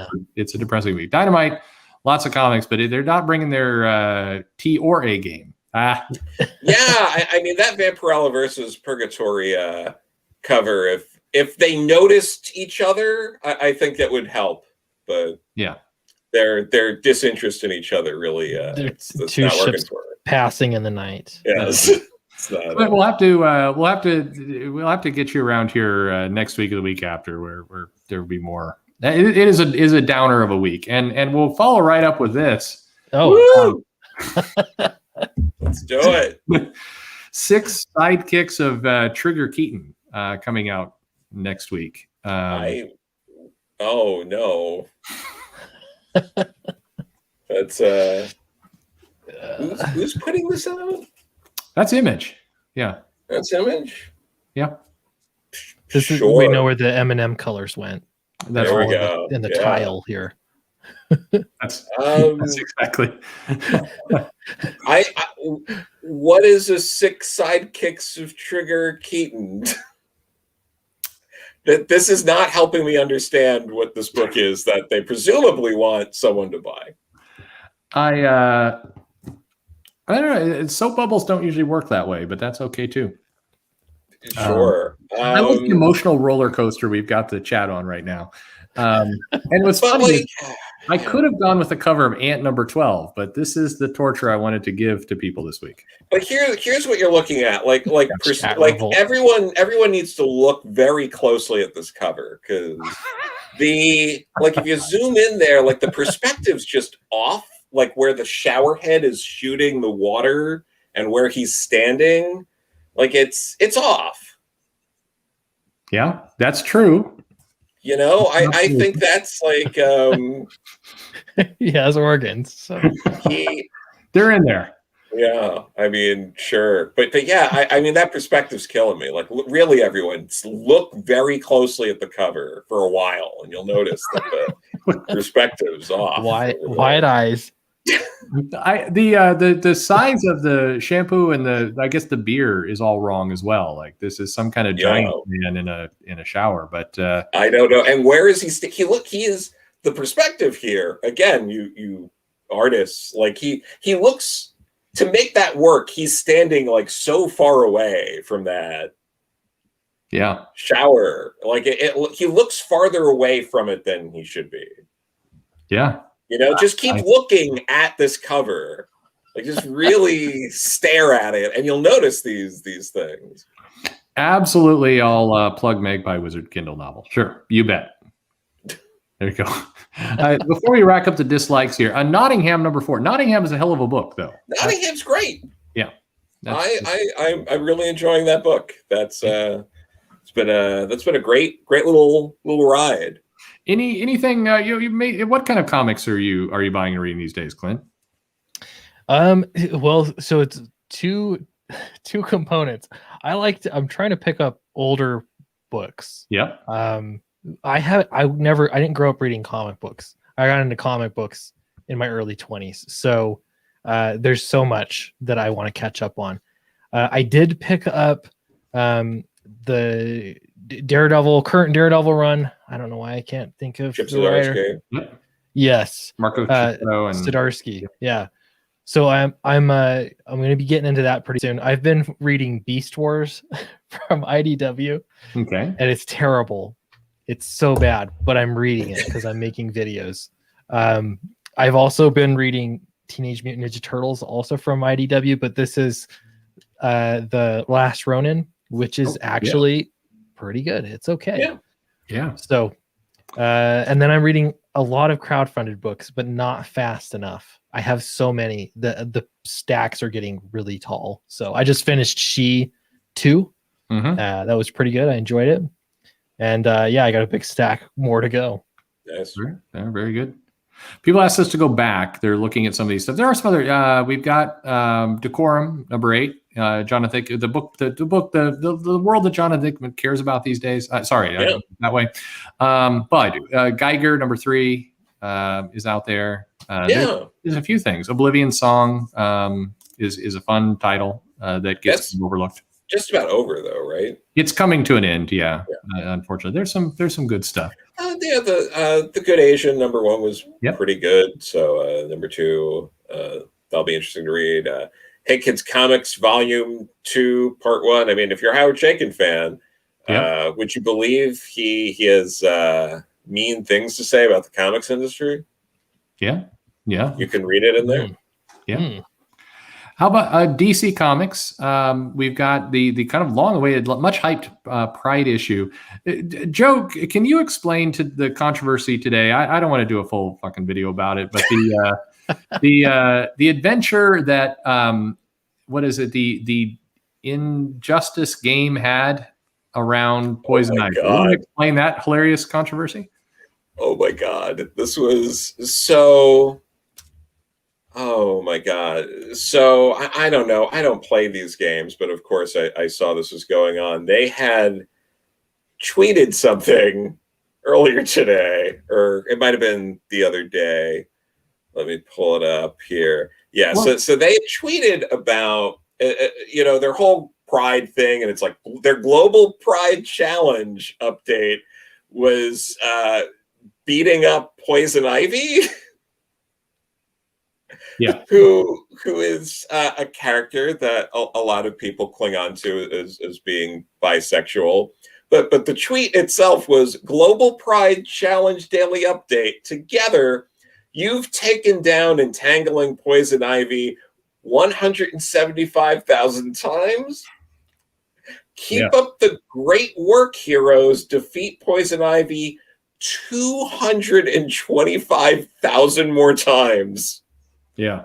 To unlock the first reward tier, #Pride. Yeah. And then a little later, we get the apology. Yeah. We recognize associating our latest global challenge with Pride was insensitive and inappropriate. It was a funny backbone. So the game, as far as I understand it, you have to kind of defeat these characters to unlock them, and then you get them. Very standard kind of fighting game thing. Yes. And then they decided, let's connect ourselves to Pride, which as a corporation, as you do apparently, whether you have a good idea or not. And in their case, their good idea was Poison Ivy will be our featured character. So you got to beat the crap out of her hundreds of thousands of times, and then you get this and what's funny is this was a lose-lose for everyone, because the people playing the game see nothing wrong with any of this because they're used to unlocking characters. To them, it's like I defeat the guy, I defeat Poison Ivy, and then I unlock Poison Ivy. This is how the game works. They're not associating hate violence to any of this. They're just playing the game, and Poison Ivy is a featured character of the month. Good. The problem is, I think all the people who didn't play the game, who's like, why are we promoting beating up? Who's doing the marketing over there? Come on. Yeah, if you're a regular to the game, I guess it's just part of. Yeah. I can actually see how you would. You wouldn't think this through correctly all the way, but yeah, that's pretty funny. Here's you gotta let me read the rest of this apology. It's real quick. It's okay. Real life violence against the LGBTQIA+ community and women within that community in particular is all too common, and we should actively engage in efforts to end LGBTQIA+ violence, not normalize it. We apologize to the greater community, but especially LGBTQIA+ members. We are committed to listening and doing better. They still want points. That's we messed up. Can we still get the points, please? Yeah. You cannot at that point. You're done. And it is sad because it is everybody loses, and the people playing the game are kind of rightfully annoyed, particularly given that they've been working hard to beat up Poison Ivy so they could collect her. And it is funny because I was watching this argument take place, and the players of the game, rightfully so, are like, "What the hell? We want our unlockable character.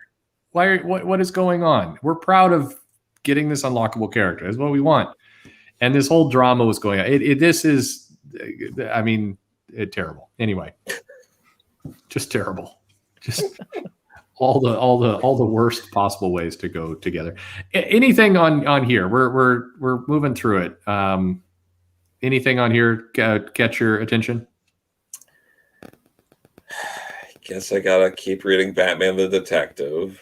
Swamp God. That sounds like a cool title. Yeah, it does. Yeah. Yeah. Cool. Unfortunately, Swamp God has a lot of armor, so you don't see the swamp. No, that's too bad. I guess I'll read. Honestly, the Batman and Scooby-Doo mysteries probably sounds more entertaining than almost all of this. But Jesus. Detective, I'll probably read Detective. I've been liking Detective enough. Yeah. I'm still behind an American Vampire. I'm eventually going to catch up with it, but I'm just not picking it up regularly. Maybe a good binge. Yeah. Future State Gotham sounds like the worst time on Earth. I can't imagine putting myself through that. I understand. How is Rorschach? We still have this many months left of Rorschach. Yeah. How many more months of this book? 4 more titles. Oh next God. week. Yeah, I don't know what the fuck is. Yeah, Okay. There are just too many. Over on Marvel side, No. I know you're really into the Hellfire Gala, right? You're reading these. I couldn't finish X-Force, but I read the other two. X-Force was what I was reading. Are you in on any of this, Clint? You're just. I mean, I've made fun of the Hellfire Gala. I've Gotcha. not read any of it. It's really homophobic. No desire. I know it's Pride Month. There has to be a boogeyman, I guess, right? I mean, so Pride Month. I guess I'm the boogeyman now. Oh, okay. Well, it's actually Eminem who's showing up at the Hellfire Gala. That's right, Eminem. And which is funny too, just to me, because he's gotten in trouble and with some of his lyrics, recently too. I think he got in trouble so bad he had to do a duet with Elton John. Like, I mean, how much trouble you get in before that? I'll never forget when he was interviewed by Anderson Cooper in his studio, and Anderson Cooper just straight up was like, "Are you homophobic?" Or it just like right to the throat. I've never seen Eminem so scared. Like, he actually looked scared in that interview. Yeah, went right to it. I appreciate the cutting to the chase. That was that's great. Heroes Reborn as I'll eat my word. Heroes Reborn has been much more entertaining than some of the other things that are being produced every week, which is not words I thought I would say. That's fine. The bar's pretty low, so that's fine. That is true. Yeah. What do we got here? I guess X-Men 21. I'm gonna have to read that, I guess, huh? The new team that was revealed on Twitter. Well, doesn't the new teams get revealed? But it doesn't, like, it's not Jerry Duggan until X-Men #1, right? Right, but they're going to announce the winners of the X-Men vote. Yeah. Yeah. So that's going to happen, and then God, what else? What the hell else? Grim Fairy Tales is still getting. Yeah, that's what I was thinking of. And Pat Shan's making a return to Zenoscope. He's doing a mini series there. So he wants to talk to us. We got to get him. We got to do that again. That'd be great. All right, we're at the end. The last one, I promise. I'll quit torturing everybody with this. Dead air. Oh, I thought you cut out for a minute. No, I just like what's going on? Yeah. Steak. Scout Comics. Mm-hmm. Absolutely. Books. Yeah. Scout's been what was it?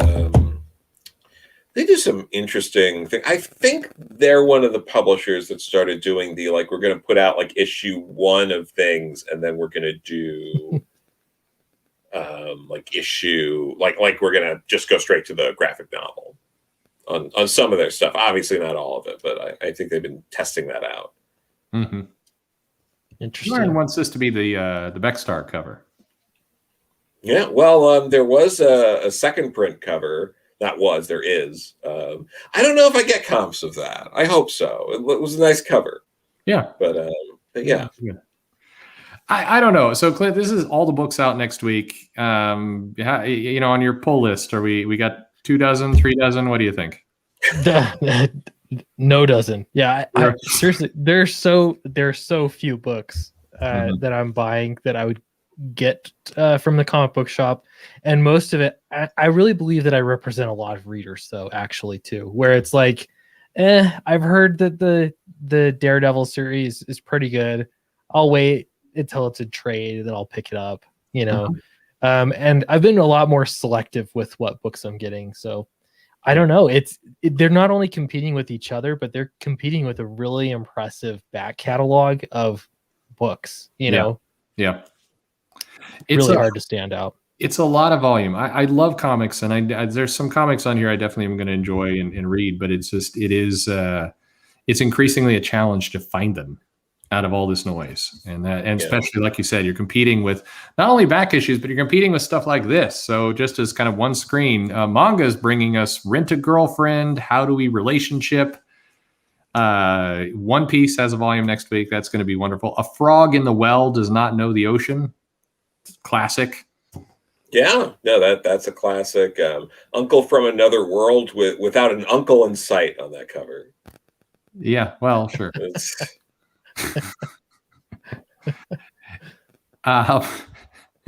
Hey, you got your Kirby manga there. Komi can't communicate. Sure. Yeah. So this is your next volume, Clint. You gotta tap into kind of this kind of storytelling. Get some Kirby. I notice the big eyes. That's one big thing with covers is there's a lot more eyeball real estate on Manga, and maybe that really is the difference. Yeah. I have to notice a lot of these titles look fun, even if I have no freaking idea what's going on there. Like except the Frog in the Well Does Not Know the Ocean looks super creepy. That girl's staring at you right into your soul.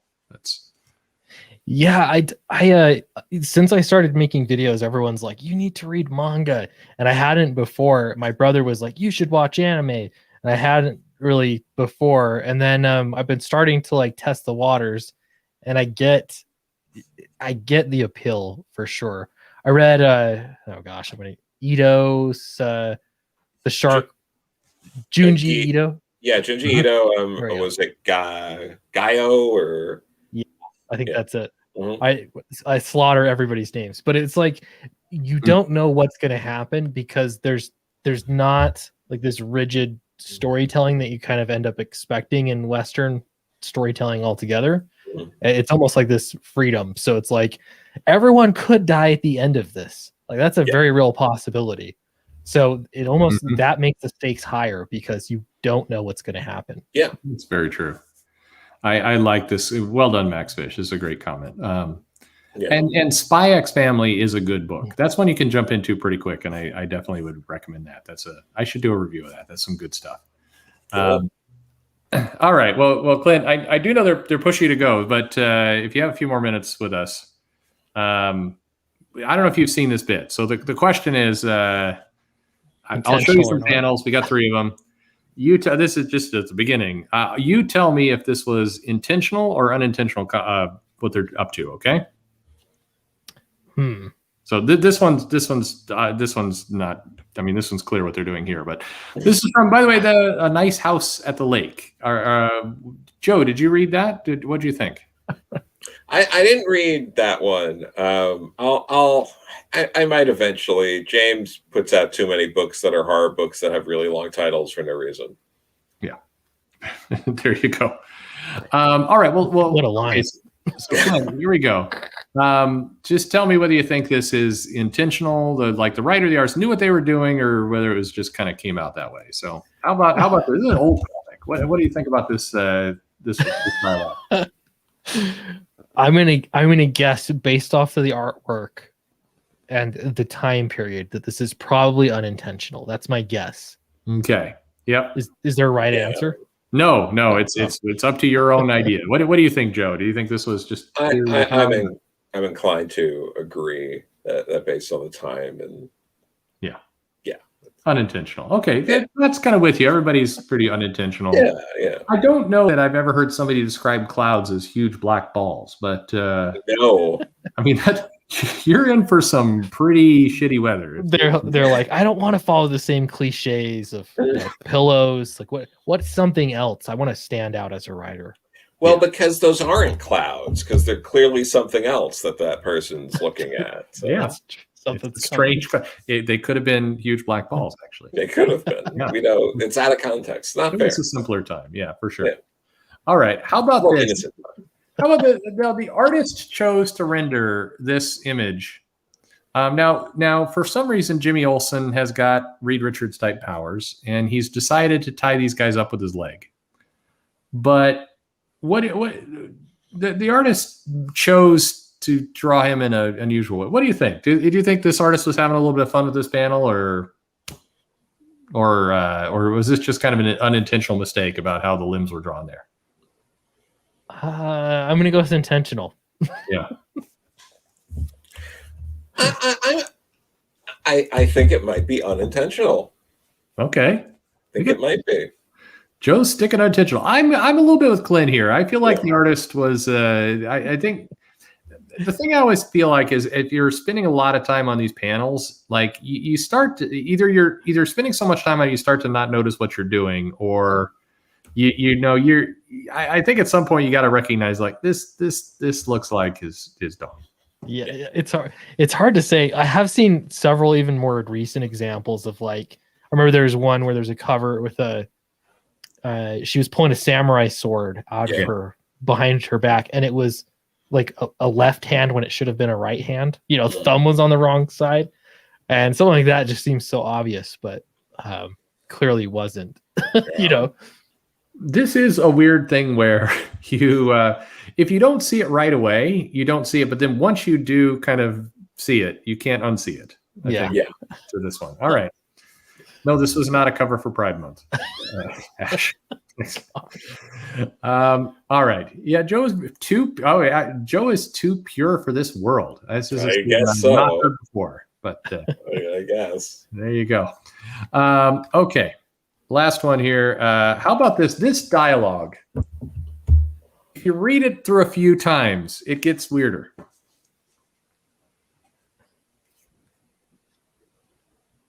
Oh my goodness. This one's almost too on the nose. Yeah. That I actually think it has to be an unintentional because it's so on the nose. Okay. If for you, it's gone so far, we've gone back into unintentional territory. What do you think, Joe?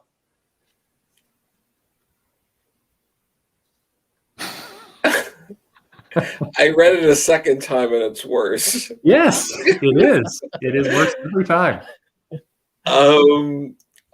And just the way he's drawn. Yes. It's just I might have to go intentional here.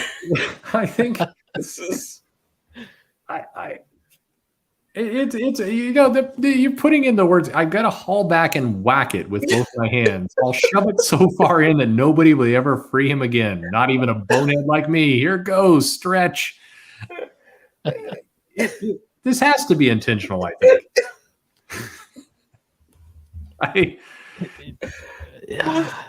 Anyway, when I want to know what this is from, like who wrote it.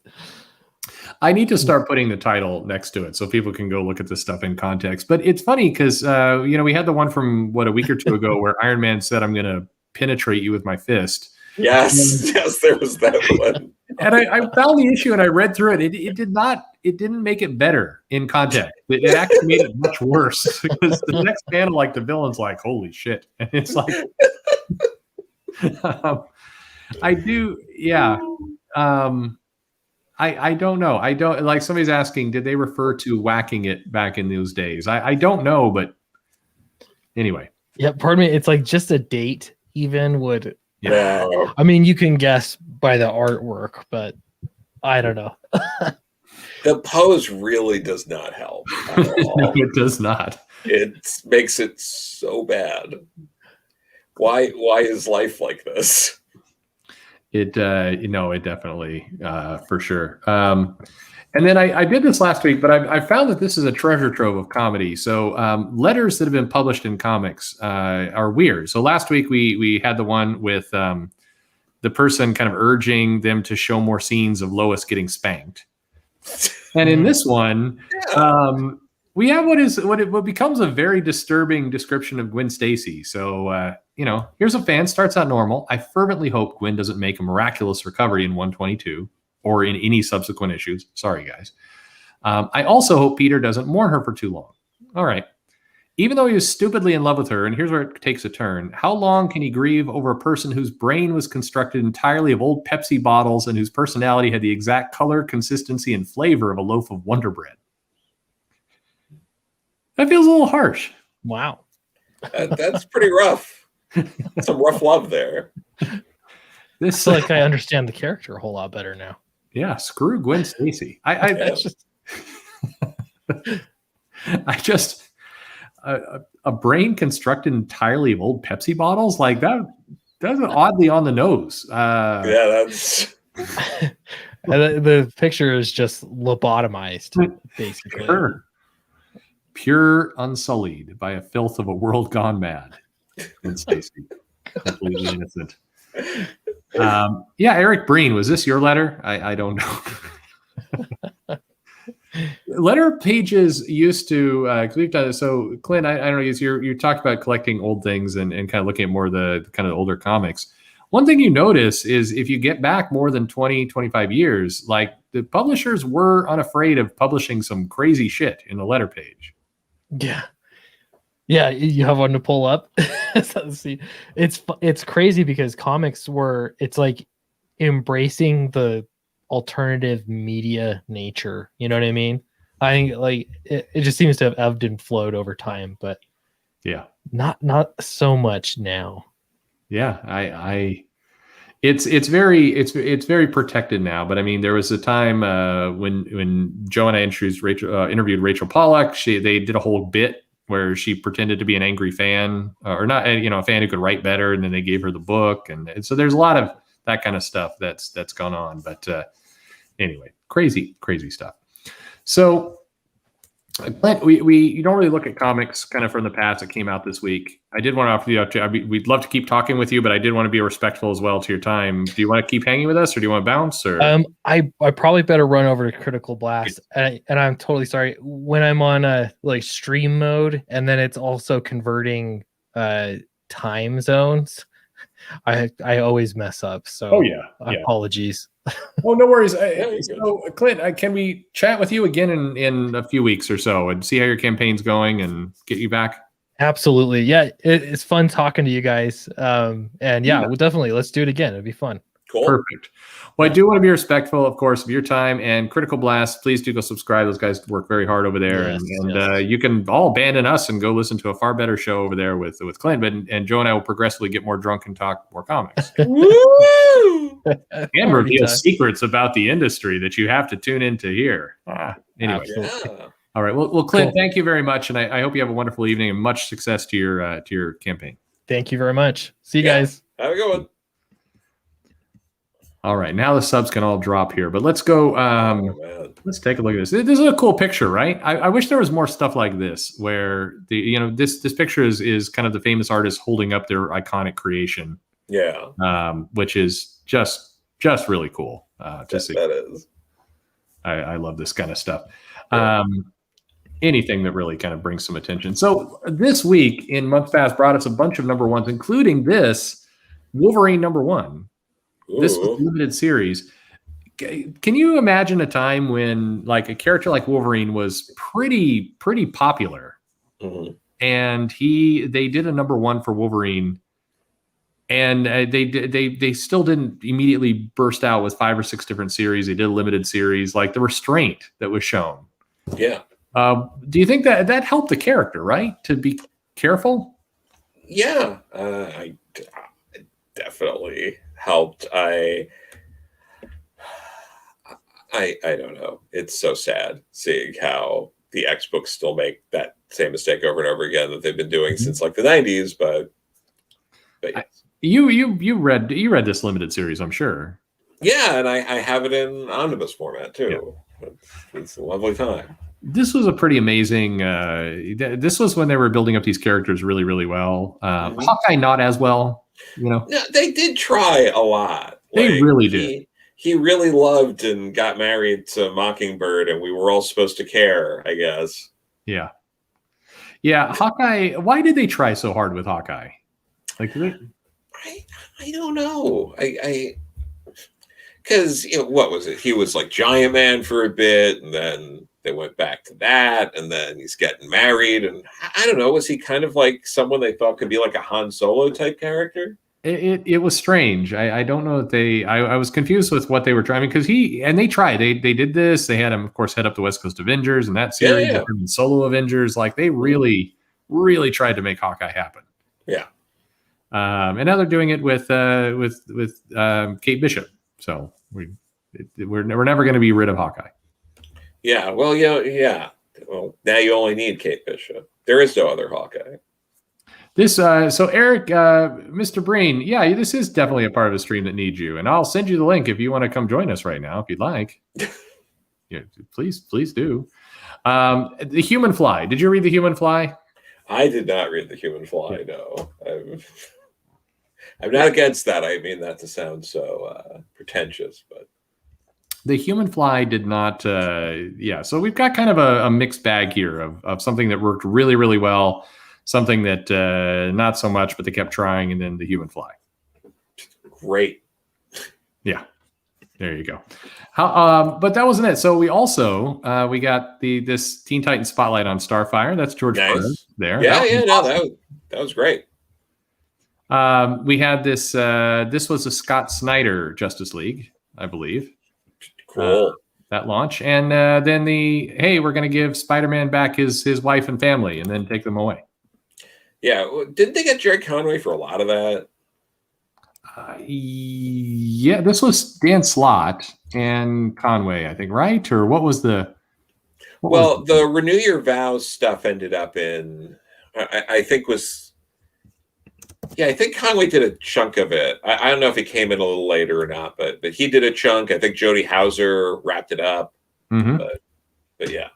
It was interesting. Second writer. Yeah, it was. This was weird because it felt like this was Marvel's kind of, they were trying to give a bone to the people who were angry about the marriage disassembly, but then they didn't want to fully commit to it either. So it was in this very weird middle mix.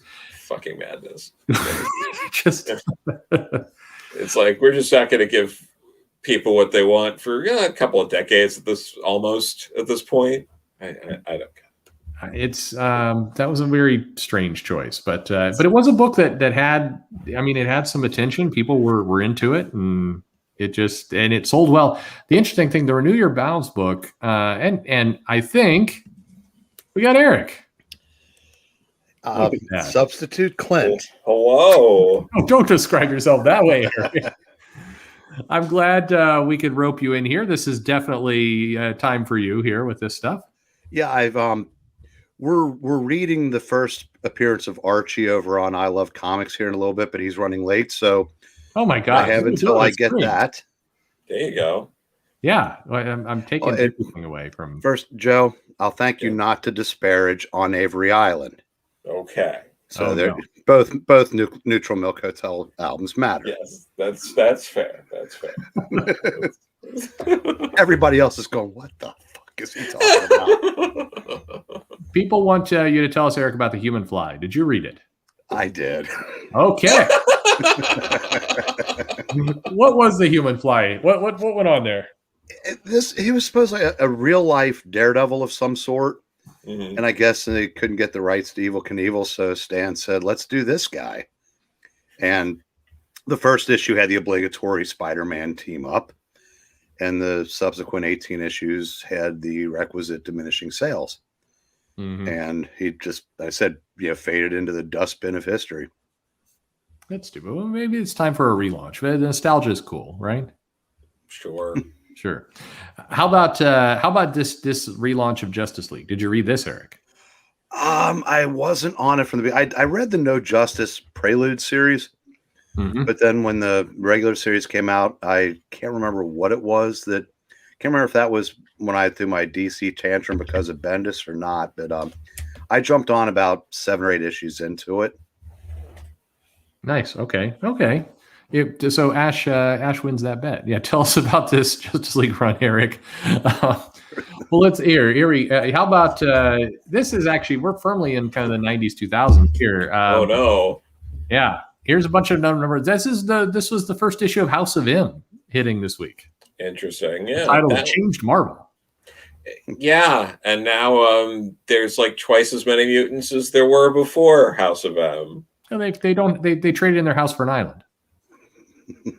2 islands that are now one island that Conan O'Brien and Ira Glass are hanging out on. Eric, how are you liking the Hellfire Gala? The gowns are beautiful.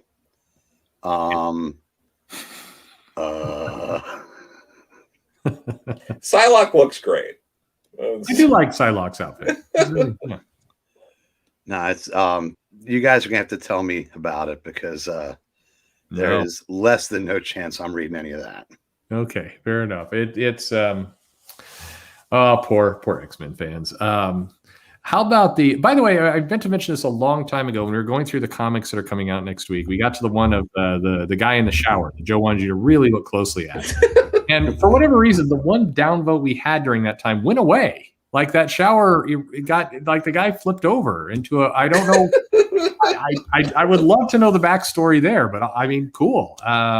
Maybe one of the creators on the book was here and just hates you, and now you won him over. Yeah, by putting that could be it. They like that shower. You missed maybe Eric. Did you see the shower?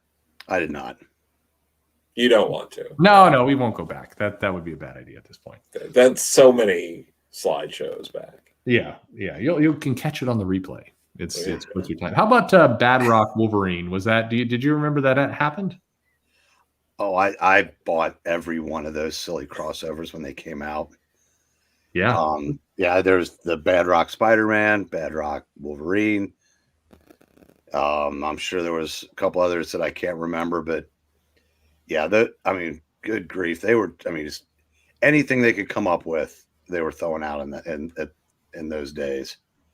Now, Wildcats X-Men, since the omniverse of DC, everything counts and everything matters all simultaneously, since the characters in Wildcats, Grifter and these others, are in the DC universe, does this mean that Krakoa and the Hellfire Gala is actually also part of DC continuity since everything matters now? Ooh. I guess, but only in parts of it. So does that mean the affair that Grifter and Jean Grey supposedly had is in canon now? Yeah. Yes, it all counts. This is all part of Rosenberg's grand plan. Yeah. This is how it all... He went from Uncanny X-Men, now he's on Grifter. This is all what's happening. What do you think? We got this question here. We have the Inferno announcement. 4 issues is what I think I saw. It's a 4-issue limited series starting in late September. Eric, I'm sure you read Inferno back in the day. The X-Men event. Yeah. Yes, I did. What do you think about them revisiting this event, but it won't actually have anything to do with that event? Well, let me know when one of these events named after one that had been done better in the past even comes close to the original. Oh, wow. Yes. Okay. I have no reason to think this is going to be the one that bucks the trend. Now, this one, they are promising that the biggest secrets from Hickman's launch will be blown open and the plot will move forward. They didn't say the plot will move forward, but that's kind of what they're inferring, is that the plot will move forward. Did you reach House of X Powers of 10? Did you go for any of that? No, I've been off of Marvel with the exception of some of Zdarsky's Daredevil and a handful of issues of Spencer's Spider-Man since about 2012 or 13. Yeah. Okay. Well, how about you, Joe? You were a fan of Hickman's. Are you excited that they're cutting to the chase? I wish they did a year ago. Sure. I think they waited way too long.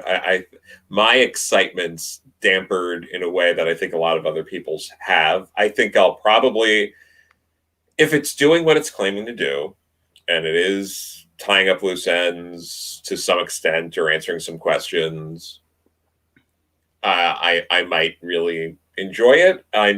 Nothing they can do at this point will make me enjoy it as much as if it happened a year ago. Gotcha. Okay. Time's passed. The moment's kind of passed. I'm curious. They're double-sized issues, but 4 issues. It does. I'm curious what happens to Hickman after this, because there's some ominous wording in that press release. It made it sound like this was Hickman kind of wrapping some things up. I'm curious what that meant. Yeah, I think he's might be done. Yeah. Well, I think he at that point will have been there. Like once it wraps, and we're talking 2022, maybe when he's like done. It'll be like a 3-year commitment on the title. Yeah. At that point, so or thereabouts. So yeah. I do love those that said Saad Ribic covers for House of M. That was nice. All right. We're still we're working our way back here. I feel bad we got Eric on here and now we're showing a bunch of more modern stuff. But I promise we go backward. Here's Joe's favorite Batman. The best Batman. Robot Bunny Gordon Batman. Yeah, Robot Bunny Ear Gordon Batman was the best Batman. I don't know what to say about this stuff. I hated AVX. I know there were plenty of people who enjoyed it, but I thought it was I noped out of that event. I think it was issue 7, where they were like, we found these hieroglyphics that show the legend of a man that can punch the Phoenix to death. And I was like, I'm done. This sucks. You know what did it for me was seeing a cover beautifully traced by Greg Land. But it was the Thing representing the Avengers fighting Namor representing the X-Men. And my crabby ass went, what? There's certain things certain characters that just don't belong on certain teams. And I said, the Thing he's not a Guardian. He's not an Avenger. The only time it even came close was when the earlier disparaged Hawkeye tried to get the Thing to join the West Coast Avengers because he was separated from the Fantastic Four at the time after Secret Wars, and he found out that his longtime girlfriend was going to marry Johnny. Mm-hmm. So that was kind of made sense in a plot point, but the AVX was it's like Oprah's Avengers versus Oprah's X-Men. Yeah, okay. That's a painful way to describe it, but you're not wrong. Yes. Yeah, this is Jeff Johns Pacquiao's art for Green Lantern, and this was right in the middle of Secret Wars, where Marvel was going to come to a conclusion, stop the multiverse, and kind of had a bold new path going forward, which definitely stuck. Yeah, no, it was more like they used a jump to conclusions man. Yeah, there you go. Figure it out. By the way, hello everybody who's been hanging with us in the chat and are still with us. Thank you. We had a nice big audience here tonight, and thank you for coming. And if you feel like voting up the video, that would be nice. I see the guy. We need to go back and show the guy in the shower again because the one down votes back. So I'll do that later. How about here's some older stuff. I like the absolute terror of this Detective Comics cover here, where this is Hugo Strange, I believe, ripping off his face. Well, yeah, he was ripping off he was impersonating the Batman, and Joe will back me up on this. Yes, we recently did this on our retrospective for Wes's channel. I think it turned out very well. So if you get a chance to check that out, if I'm allowed to, plug something else on this. Always. Because that's the first time Wes invited me onto the Aficionados. It was a Batman related episode, and he asked me what my favorite Batman story of all time was. And I didn't even know it was titled Strange Apparitions, but those 6 issues that Englehart and Rogers did together are just incredible. And this was, part of that. And anybody who hasn't read that, definitely check it out. And I said, watch our retrospective, and because we need the views. Yes. This was a bunch of. There's some good comics. I mean, we got old poor Wonder Woman washed up on the shore here. Yeah. Yeah, I was reading all these at the time. The Doom Patrol was the introduction of the new team that, because they'd killed off the old one years before, brought them back. You brought back a version of them in Showcase. And the only member left from the previous team was Robot Man. Yeah. The Green Lantern Green Arrow at the time was being written by Denny O'Neil with art by Mike Grell. And admittedly, it was not O'Neill's best writing, but they were a lot of fun, and Grell's art was just, a treat to see in those days. Oh yeah. Okay, let me go here. We're kind of bouncing around here. These some late 80s. Batman Year 3, the year that not a lot of people paid attention to. Yeah, it was decent. It was some Marv Wolfman. Yeah, it was I thought it was a good comic. It's just it's weird you don't hear about this. No, you really don't. But it sold really well at the time, actually. Like, this was one of the top comics for the month. This whole line actually did very, very well. But I'm trying to even remember, did they collect this ever? It's collected in the Tales of the Batman by Marv Wolfman hardcover, and I think it's in their Cape Crusaders, one of the trades they did, maybe volume 3 or 4 or something like that. But yeah, it's collected, but it's not an easy story to get. Yeah. It's one of those. These are a couple. It was a good self-contained story. Obviously, Kingdom Come has done very, very well. Atlantis Attacks. There are some really good stories in Atlantis Attacks that, as well. Like Marvel has gone back and they've done another Atlantis Attacks kind of event. They've done a few of those, but I don't know that this has been collected either. Has it? I mean, this is back when annuals actually were inherently something that. If it has, I've never seen it. Yeah. But we also got Mark Silvestri doing X-Men there in the Savage Land. So this is a core set of nice books. I think this X Factor, unless I'm really mistaken, was John Byrne on the interiors with I think Walter Simonson inking him or something like that. It was a weird combo, as I recall, but it looked great. But this is a good. I mean, yeah, as people pray, this is Byrne, Ross, Perez, and Silvestri on one slide, one picture. Yeah, that's a hell of a good. Yes.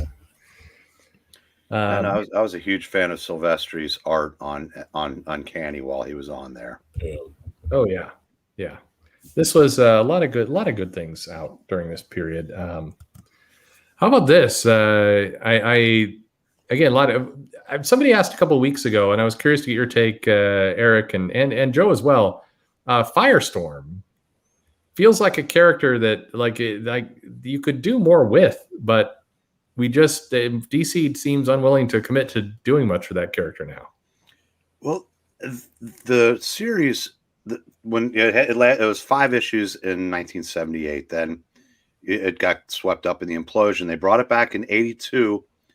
Conway was back on the writing, and it felt like an old Marvel comic. So I mean, that first half of that run, I really, really liked. As far as why they don't use them more today, it's almost like they stopped using the character in Legends of Tomorrow. Partly because the one actor that played Martin Stein wanted to go back to Broadway, but they had stopped. There would be several episodes where he wouldn't become Firestorm because it was too expensive a special effect. Mm-hmm. It's almost like the people at DC must think that's the case if they draw it. Yeah. Because there was a real good series in like 2006-ish or so. I can't remember who the writer was, but Jamal Igle was the artist. And it was the Jason Roush character and his relationship with his father. Really good series. But since then, I don't know if they've done a whole lot of anything with him. I know he had an abbreviated New 52 series, but it's very weird that there's very little. I mean, it's IP that they own that they just don't do much with. I don't know, but we've also got this pretty cool Justice League of America run. This was a different team. What issue is that? It's 254. Okay, Justice League Detroit. Yeah. Yep. It has its fans. I am one, but holy crap, its detractors are like pit bulls. Yeah. Yeah, this was an interesting run, interesting characters, but yeah, they definitely people unhappy with some of that stuff. So, well, it got us the Wahaha era, so it served its purpose. Yeah, it led into some nice stuff. How about I can see we're bouncing around again. I think we're back into the 90s, a little bit 2000. There's good old. I think this was this is the second issue of Grant Morrison's run. Yeah, right before 9/11. That's yeah, that's right. There was a delay for issue 3 because issue 3 came out in August. There's some timing there, but this was the issue 3. Definitely had some issues with 9/11 in what they portrayed. But yeah, Breen, this wasn't your era, really, was it? Or no, not. I'm sure. I know I was reading New X-Men at the time. I've kind of purged it from my memory. And there's so much Wolverine. I remember I liked the early part of his first solo series. Danger Girl, I read. They were fun, fluff, but it's not anything I'm gonna, it would ever be able to do any kind of deep dive into. I'm just salty that you didn't let me talk about All-Star Squadron from there on the last one. All right, I will definitely let you talk about that. I'll take. I never miss a chance to, laud Roy Thomas's All-Star Squadron, which was his DC version of the Invaders, but he got so many more characters to play with, and he got effed over by the Crisis. They promised him a bunch of stuff. They kind of pulled the rug out from under him, so they kind of placated him with Secret Origins, and then they kind of started mucking with him there too. But great series. I mean, it's if you like. I mean, they're not any quick reads in that series because Roy must have been paid by the word. But unlike Bendis, he doesn't waste them. Yeah, he uses a lot, but they're purposeful. I think there's some people in the chat that may have mistaken. So Joe, do you want to explain when we said that this comic had strange timing before 9/11? Like, I think some people are a little confused what we meant there. What's the context?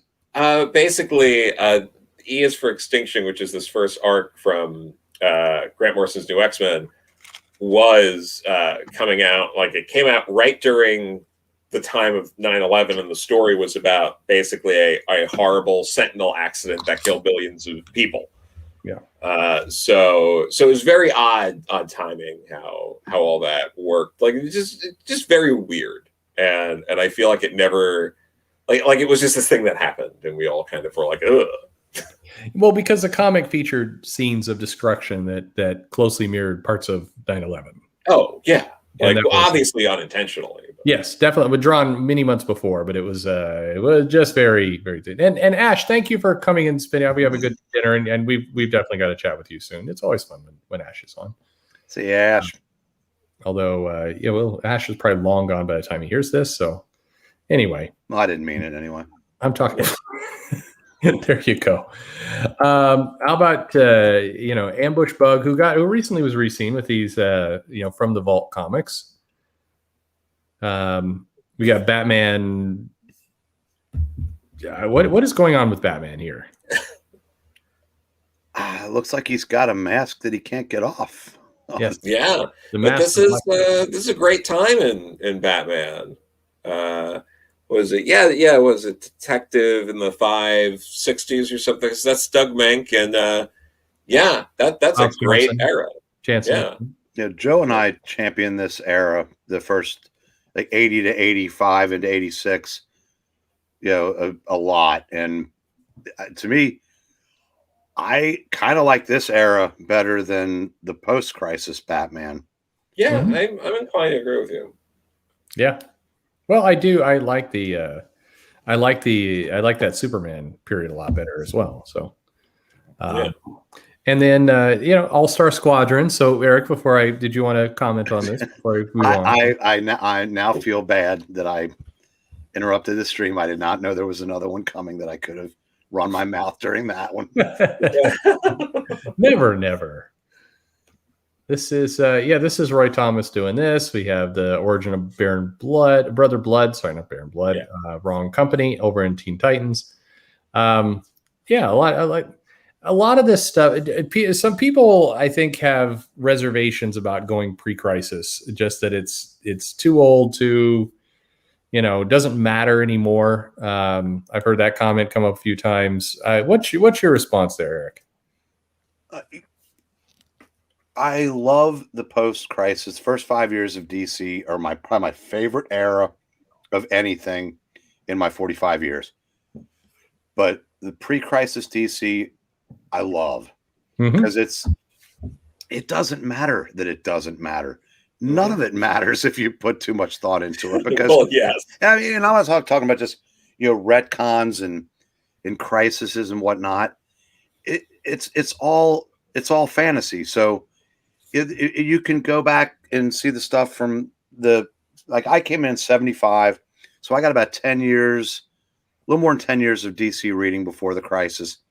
There's so much great stuff that no one remembers. And I saw today this week, DC released a 15-issue Flash trade paperback, The Death of Iris West. I think 270 through 284. And I absolutely love seeing that because that era of DC needs more representation while there's still some people in the hobby still young enough to care. Yeah. I think there was some storytelling and other things. And Joe and I did a fun video coming up on an issue of Action Comics where Perry White gets magic cigars. And the thing that that strikes you is that the storytelling back then, first of all, you got a lot of comic in a small amount of pages, a lot of story during those pages, and a lot of kind of fun storytelling. I still don't understand why we can't get a little bit of that storytelling technique today, along with what we currently have, and a lot of different pieces. It just it feels like there's a lot of missed opportunities to tap into that stuff, and especially now that DC has opened up the door and everything counts and all the rest. There's a treasure trove of stuff for them to go mine and do stories like Superman here going into his Superman souvenirs closet and taking out some rope to tie up Jimmy while he's asleep, which I'm sure will be fine. But why am I thinking of the cover to Action Comics 457 all of a sudden? Yeah, I don't know. You know the cover I'm talking about? I don't, but I'm terrified to know what you're thinking. Little John Ross is laying in his bed sobbing, and Superman's at the foot of the bed pulling off his. Oh yeah. Yeah, that was terrifying. Now, to answer your question, Perch, I think the modern comic book audience just does not seem to have any interest in stories that are just fun. Yeah. And that's not a knock on them. It's just they haven't been really exposed to a lot of fun. If you've come into the hobby and what I refer to as the all new, all different, because what I would really call it can't be said. There really has not been fun. Has been in a short supply. These kind of whimsical stories that DC used to tell. And when I was talking about those 10 years before the crisis, they had pretty much stopped doing those by then even. Yeah. But you can always go back and read, like Superman from the code for like the next 10 years or so. Yeah, there's so many fun Superman and Batman stories that people should expose themselves to. Yeah. When you're publishing 110 plus comics a week, it just feels like there is some room for some stuff like this. And you would think so. Yeah.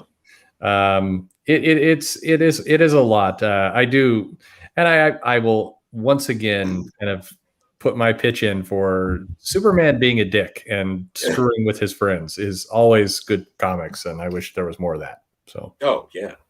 That was, but we didn't have, this was a shorter week. So historically this first week for whatever reason is lighter. I think we even see it in the comics coming out this week. or that came out on Wednesday, but then we're all back up to full steam next week. But we do have some new interviews. Like I mentioned, Kari Andrews comes back, talks to Joe and I about Erratic and his new book, Amazing Fantasy with Marvel. That looks just incredible. Jim Zub takes us through more of kind of his career with his work on Conan and kind of how he got into some things. And that's a great interview. Jim we talk a little bit about kind of the current social media angst and other things. It's worth listening to for sure.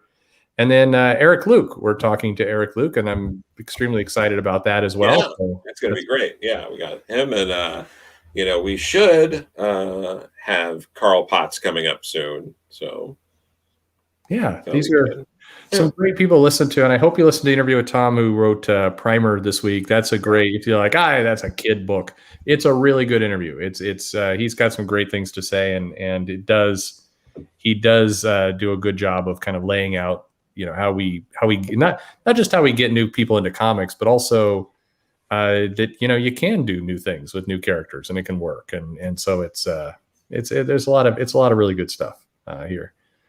But yeah, I mean, so that's the comics we have. I wanted to say thank you for everybody who came and joined us, and Eric for joining us late. You have another stream you're going to. Clint went off, so please back that book. Yeah, if anybody needs another stream to watch over on I Love Comics, so we read first appearances of characters. Last week we did Hugo Strange and Kite Man, and we're the world's worst Mercury Theater. But I don't know. It might be too late for him tonight, but it's usually Englentine, myself, Real Dr. Venkman, and Captain Frugal. Nice. And it's a lot of fun. I mean, we make each other laugh, if nobody else. But that's what comics should be. It should be fun. And Joe, congratulations, a new Deadbeats 2 coming out. Thank you. So I hope that's very exciting. And the next issue of Beckstar is when again? Should be June 16th. Very, very nice. A lot of stuff out. So go check out Deadbeats 2. Go check out Downcast 3. Or if you haven't seen Downcast 3, the other two. Mumble's just scrolling with you. Yes, I'll put links into the description. It's a little bit trickier to do that when you're setting up these streams, but I will definitely get these in, so you'll see it there. Go check out Clint's campaign. Go check out Joe's campaign. Go check out Eric on I Love Comics. Or you can head over, and I think Clint is... shoot. Yep, I forgot. Sorry, I didn't mean to interrupt. Professor Pixel, also known as Puppetine, is on that, and he does the entire stream as a puppet. And this kid is hysterical. Yeah.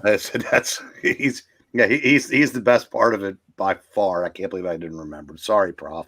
Oh, no. A lot of good things out there to enjoy your time, all different spaces. Hopefully you're enjoying all the different voices. I'm going to continue to get people from all different sides to talk about their views of the comic industry. So I hope everybody appreciates it. We're getting a lot of different viewpoints on whether you agree with the person or do not agree with the person on Twitter. There's interesting things to learn. So please do check it out. It's good stuff. It's not, people told me when I did this, like, we want to hear from all different voices. Well, I'm getting them. So don't walk away from it now. Crazy.